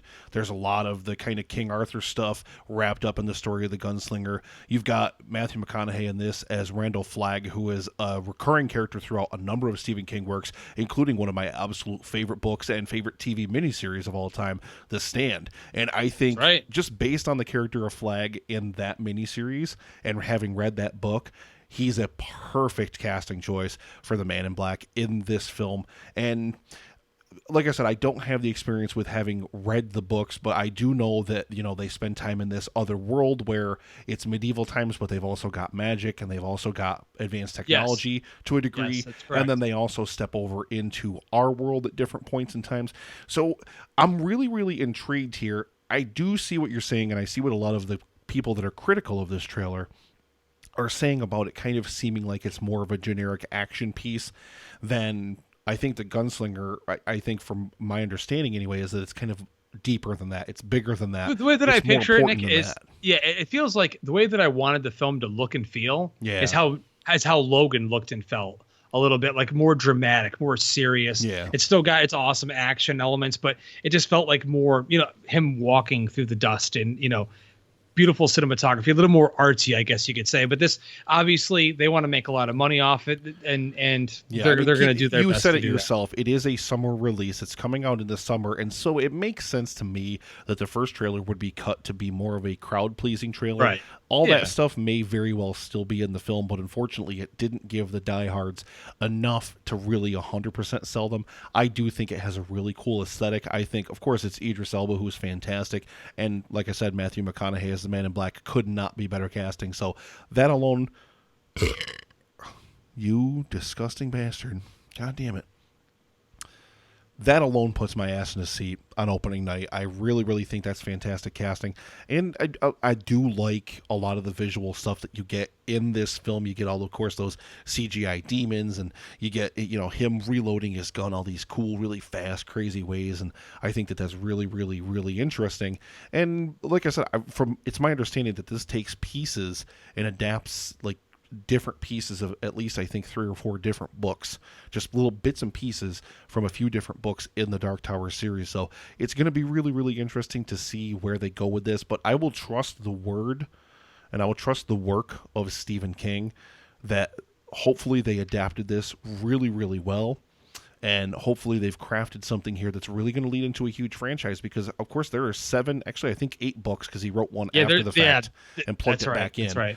But, there's a huge, huge, huge following for this. There's a huge, huge, huge universe that they can plug into here. And this can become quite a franchise, kind of akin to Harry Potter, where you can have a lot of films plug into this thing before it's all said and done. So this could be a huge moneymaker as long as they get this one right. Let's hope they get it right. And one of the coolest shots in the trailer, Nick, and I'm going to piggyback off of that shot, is the fact that, I'm not sure if you noticed or not, but they reference Pennywise. They reference it in there. We see the balloons. We see where it says Pennywise. And that's going to lead me to where we were going to talk about this trailer that just hit last night at the MTV Video Music Awards. It was more of a clip than an actual trailer, I guess. But we did see from last night a brand new clip of the brand new It film that's coming out this upcoming fall. And while we decided, Nick, we're not going to talk about it in depth because we got a lot to talk about today. We don't want to overblow everything, but and I didn't even watch it. Of course you fucking didn't. You're going to watch the damn movie, though. I'm telling you right now, you're going to watch it. I'll watch it. I definitely will watch it. I told you you were going to watch Guardians 2, and you did. So I've got my hold on you here for at least a little while. I did, and summer's not off to a good start this year. But hey, we may agree to disagree to some extent. Whatever. I mean, what started us Alien off last Covenant.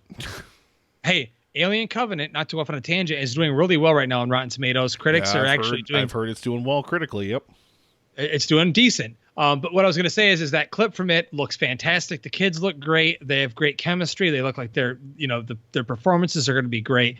We still haven't heard Skarsgård's Pennywise speak in the trailer. They're holding that off, which is great. They're keeping mystery with that. So I was going to leave that at that. I loved seeing that clip late last night before we had to get up and go to work in the morning. It's good. A good nightmare is good, to have before you have to go back to work. But leaving that aside, this is the end of Epic Preview. So we talked about 3 trailers: Blade Runner 2049, The Dark Tower, Dunkirk. All pretty much decent to, if not really great trailers. It's not like any of them were totally shitty trailers. There wasn't a bad one in the bunch for me this week. And especially Blade Runner and Dunkirk were both phenomenal trailers. Blade Runner, I definitely think, led the pack there. I was fucking blown away by that trailer. It's so fucking good. I'm so glad. I'm so glad to hear that, dude. That really yeah. So we're gonna take we had another real quick break here before we finish off the show, and then we'll be right back to finish off this week's episode of the Epic Film Guys podcast. Stay tuned. Why? What else do you want to talk about afterward? Oh, I didn't know you. Well, I don't know. I just stopped recording. Okay. You always do 3. Right. We can just come back and then finish it. That's fine. I just was like, wait, what else are we going to talk about? I don't know. Loisos's nipples? I don't know. I will definitely talk about Loisos's nipples all fucking night. Loisos can tell us about how Patton Oswalt came into his theater today to see Guardians of the Galaxy, because he did. I fucking love Patton Oswalt. Dude, he's like, Loisos, can you hear me right now? You're such a dick. He's like, oh, I walked right by him, but I didn't want to bother him because he's going into his movie. I'd be like, are you kidding me? I would go chase him and be like, I love you. Can I sit next to you? Because he lives not that far from here. He lives locally, so he comes out to that Alamo once in a while. You'd have tried to touch his pee-pee. Oh, I'd say I want the seat right next to you, bro.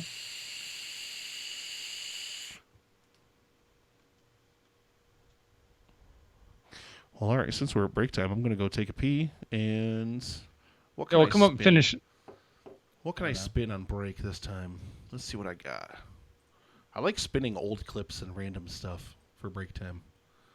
That's cool, man. What you got to do? Get out.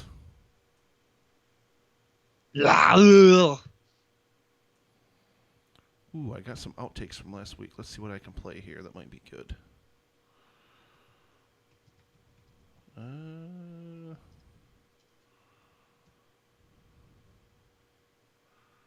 I'll play this. All right. And we will start with John with a sound check whenever you're ready. Check, check. Feeling on my nuts. This is a check. All right. That's fucking hot. All right, Fuzzy D. What? Ah! Yep, good. You I'm good. fucking Aussies, I swear to God. All right, Shampoo. Damn Aussie. Hey, it's Milosh. I come to do the job. Oh my God. The only Justin left on the call. You guys are a bunch of drunk motherfuckers, and I'm embarrassed by you. You love it. Perfect. Especially Shampoo. You love him the most. We all love Shampoo and his drunken shenanigans. All right, Caleb. We all love him the most. You guys haven't even fully experienced my drunken shenanigans yet. Shenanigans. Shenanigans. Yeah. Caleb. The word shenanigans is a haiku. Can I do my sound check yet, please? That's it. Done. Perfect. Good enough. Director Brennick. 112, WHLW, Jesus WAN BC. I'm the obnoxious one now. Hi, thanks for sticking with us on the Epic Film Guys podcast. We still got a lot of great show for you tonight. They can suck start a leaf blower. Suck start a leaf blower. Oh gosh, you got the most incredible body and pair of titties. Make you want to stand up and beg for Stand up and beg for buttermilk. 10-year-old boy. 10-year-old boy. I need to add all those Mr. Oh, Freeze God. sound drops I had back a couple episodes ago back onto the soundboard. That drop makes me happy and sad at the same time. Coming. Caleb, we went too dank on our episode last week. Oh, yeah. So dang.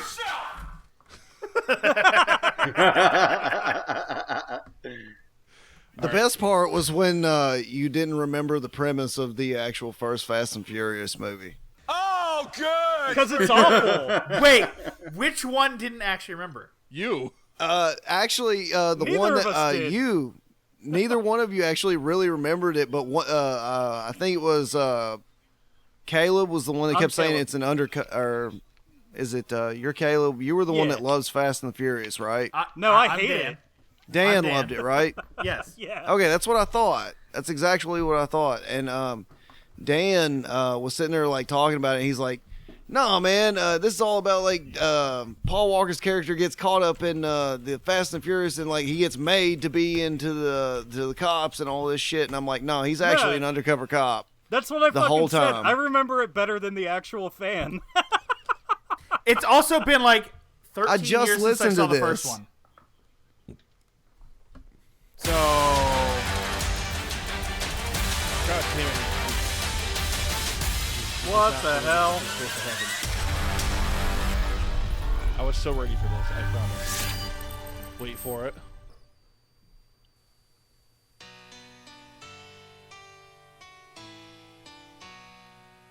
what is happening? Yes. You just asked me about back on this call. I'd rather have you I on am this call drunk as than fuck this though too, so You just fucked my mind, man. This is my favorite song, man. How did you This is know? my jam. This shit came out when I was like a I fucking love senior fucking in high Roxette, school. man. Know you're something in the wake of your smile. I love her gozer hair. Woo! By the look in your eyes, yeah. fuck me, I'm drunk. I only played this because Caleb mentioned it over in the Skype. Listen to your heart Oh god damn it. when she's calling for you. Caleb, thank you Listen for to turning your on your heart. video just to do that. Nothing else we can do. That's awesome, man. Yes. Perfect. Hi, Vanessa.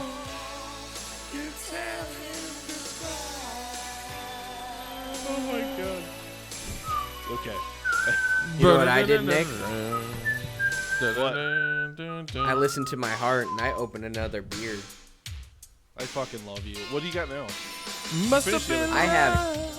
Yo, of course. I have Evil Twins from Tennessee with Smoke. Tribute to John's homeland. I hate you. Yeah, I'm just God. This damn, one's good. It tastes like a love this barbecue. You like smoke beer? Yeah, I fucking love it. Yeah. Why did I do this? It's the It's like smokiest beer I've ever fucking- had, other than So Hamburgerian's fucked up. Norwegian wood. On my pillow. See the winter. What is On going the on ground. right now? I will never get tired of sad listening to this. is Don't ask questions, silence. Shampoo. Just I don't wish I could ask hear it, but I questions. can't Hey, hear it. I'm going with it. I just want to know where this is going. Touch me I've been now. hurt before. I close my eyes. This was our opening to the show last week. I don't want to stop it until Justin stops singing. How happy does this make you inside Games and Graphics? How happy does this make you? But I lost it. But I lost it somehow. Let's go ahead and finish this shit up. You I'm quiet, never or I'll happy hit you. when I do these fucking I have to go get my goddamn fucking. Go get your knee ripped out tomorrow. God.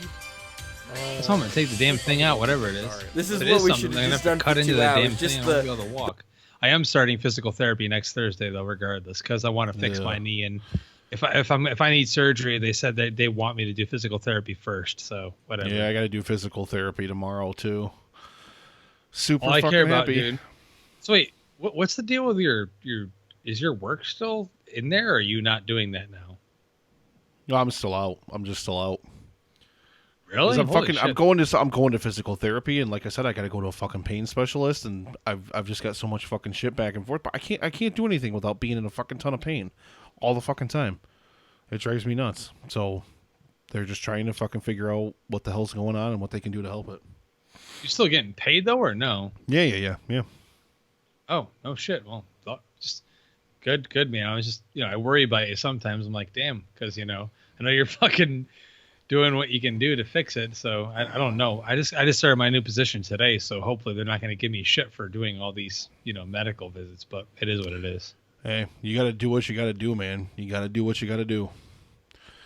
All right, let's go ahead and get recording for me. And then go ahead and drop a sound check on me whenever you're ready. And here I am.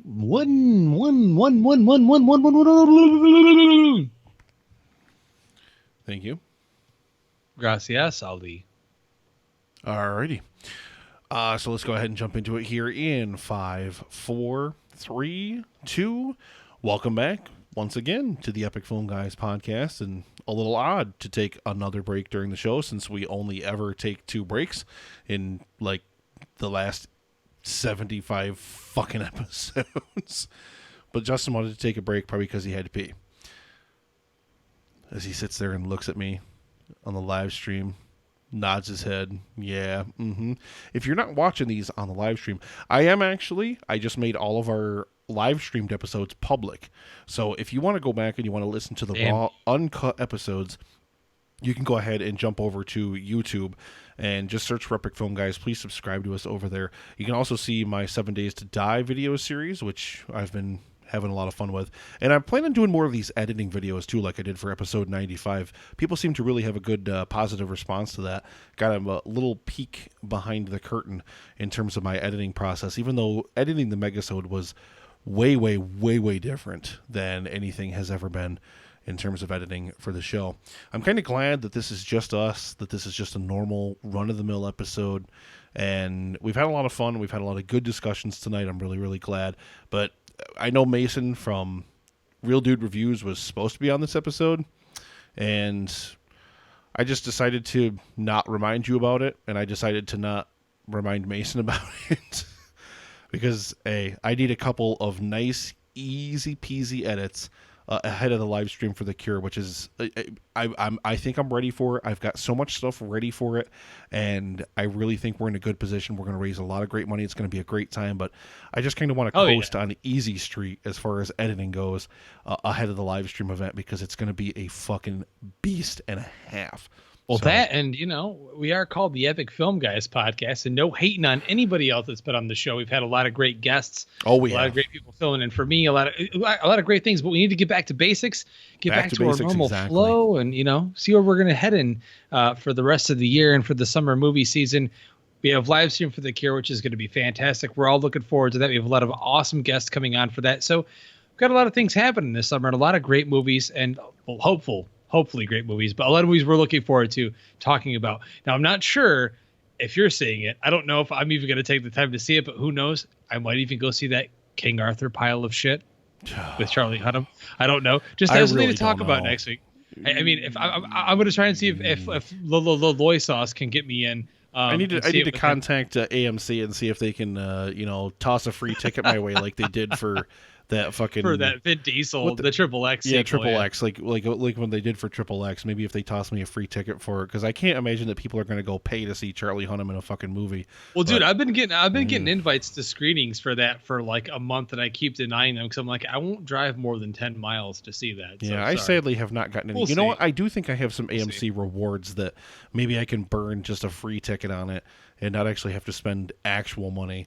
And I don't know, maybe that'll make it at least a little bit more palatable. I have no idea. I mean, of course, the next couple of things I'm looking forward to, Alien Covenant and Baywatch, are definitely on my radar for the rest of the month. So definitely, man. I think Baywatch will be a lot of fun. So, and you had that on your most anticipated list for the summer. So, yeah, it should be good. I mean, other than that, man, we've kind of wrapped up this episode pretty nice and tight, man. Regular Epic Film Guys podcast episode. Tight, like Loy Sauce's asshole. Is he still in the stream? Oh, no, I think he left, man. It's past his bedtime, but I mean... Son of a bitch. Well, hey, it was great for him to come out and join us. It's great that everybody that is still over in the live stream is over there. And like I said, these live streams will now be live same day as the episode on Thursdays when they launch. Probably midday. They're not going to be up in the mornings, but they will probably be out sometime in midday. Quit your fucking talking over there. I'm going to come over there and smack you. All right. Well, first and foremost, we absolutely have to thank our wonderful sponsors here on the Epic Film Guys podcast. And we'll start with our resident kaiju expert, Mr. Robert Marino. Thank you very much. Jared Taylor was in here earlier. So was Robert. So thank you guys both for checking out the live stream. Jared Taylor, Destruction in Human Form, as he has been dubbed by the Netflix and Swill Boys. Thank you very, very much for being here. Speaking of Netflix and Swill Boys, Caleb and Dan, we absolutely love you guys. Filled in for us back on episode 94 and did an amazing job. We love you guys. Thank you very, very much. To Mr. Scott LeVar, thank you very much, who is finally catching up on his movie list. He saw Mad Max Fury Road finally. He saw Rogue One finally. And he's been messaging us back and forth about the movies that he's seen. And last, but absolutely most certainly not least, Emily from The Story Behind, who is on a baby break right now, but still releasing episodes based on We Didn't Start the Fire by Billy Joel. She's doing a whole series of episodes based on all the pop culture stuff that's referenced in that song while she's on baby break. So, yeah, thank you guys all very, very, very, very much for just being amazing and being awesome and being wonderful. And a special shout out to Mike Driscoll, who actually we're trying to set up for a guest spot on the show sometime after the live stream for The Cure. I did order his glasses today. And a special shout out to Mr. Caleb of the Netflix and Swill podcast, who actually bumped up his subscription level and his pledge to us. So he's actually sending us a little bit more. So I actually sent him 10 Epic Film Guys stickers today. That's fantastic. And before we end the show, I did want, even though I didn't get this in our Thumbs of the Week segment, I wanted to give a big thumbs up real quick to director Brennick, because he watched The Thing. He loves The Thing. And he bought John Carpenter's The Thing on Blu-ray this week. And I'm very proud of him. I'm a very proud father. I'm a very proud father of director Brennick, even though he may be a little bit evil at times, but I'm very proud of him. So just wanted to leave that on a good note. At times, but yeah, it was absolutely amazing for him to see The Thing and for him to rate it. As I said last week, 4.5 out of 5. Absolutely wonderful. But it's such a masterpiece of a film. It's hard not to rate it that high. And you're not even remotely my father. What the hell are you talking about, Dan? Oh, good Close for enough. you. I could be your father if I tried. I have no idea. All right, but of course, everybody that did check us out again on the live stream tonight, thank you very, very much for checking us out. Everybody that's listening to the podcast right now, thank you very, very much. We love you guys. We do this for you guys. We absolutely, there's just nothing more to say, Justin. They're amazing. Every single one of them, every single time. We absolutely love you guys. Once again, another plug for this episode, live stream for The Cure, Saturday, May the 20th. Programming begins at noon. And I'm so excited, Justin. We're going to have such a fucking blast, and we are going to raise a great amount of money. And if you're on the live stream right now, or if you're watching this video afterward, you can get a sneak peek of our layout for the live stream for The Cure over here on the live stream. I've got everything all set for it. I've just got to do some editing for some blooper stuff that's going to play during some break segments and whatnot, but it's going to be pretty fun. I'm not really that concerned with it. So until next time, I am Epic Film Guy Nick. And I am Epic Film Guy Justin, and we will see you at the movies. Bump. All right.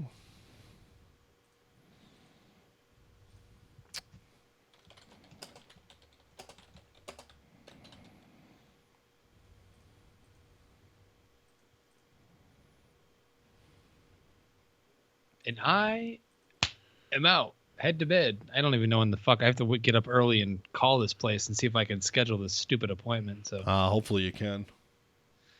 Yeah, they said they usually get same day, so I just want to get it done and over with. I don't think it's anything, but I really hope so. I really hope it's not for your sake, dude. Hopefully. Yeah. So I'm out of this piece, man. I'll talk to you soon. Peace, man. Have a good night. Dude. A sad Just don't ask questions, Shampoo. Just don't ask questions. All around, touch me now. I close my eyes. I don't want to stop it until Justin stops singing. But it's over now. It will never But get I old. lost it somehow. As soon as I heard this in the pre-roll for segment 3 of that fucking megasode, I was like, this has to be it. This has to be the opener of the fucking show. Hi, Dan. Oh my god. Oh, that's it. Another successful Epic Film Guys podcast for the week. Oh, I guess we can close out a gold wave here. Boom. Yeah. Yeah. So yeah, this is going to be our live stream for The Cure layout. And I'm kind of sad that my progress bar for donations is not showing up for whatever reason.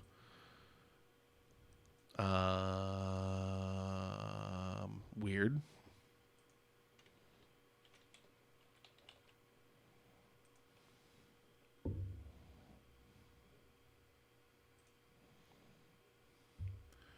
Do you guys want to see a little sneak peek of what's going to pop up if people donate to the chat?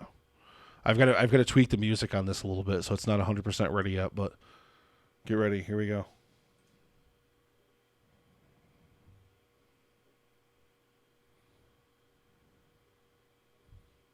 What you doing? What? Oh, did all these fucking URLs change now? I think that's what happened. I think all these URLs changed. Because I fucking reset everything. No, that's exactly the same fucking link. What the fuck?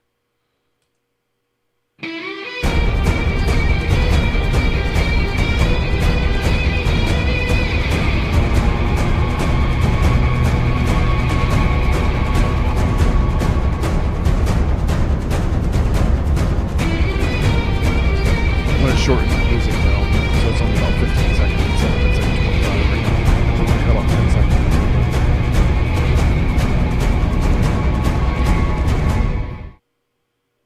Hey, buddy, you gonna eat that sausage?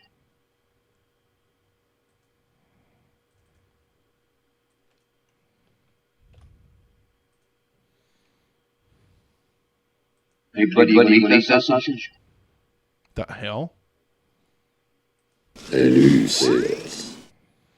Why can I hear that twice?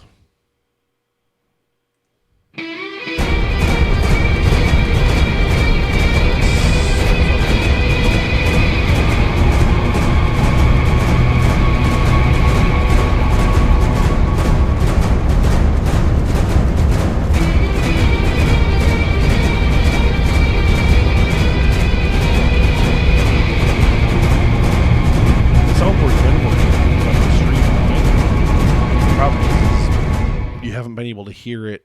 Like, Justin wasn't able to hear it, and it wasn't recording on my end either. It's still not recording on my end. Fucking weird, man. Fucking weird, dude. But yeah, no, super fucking pumped. But we're going to go ahead and wrap up the live stream. Again, thank you very much, everybody, for being here. We absolutely love it. And live stream for the cure. Cannot fucking wait. Peace.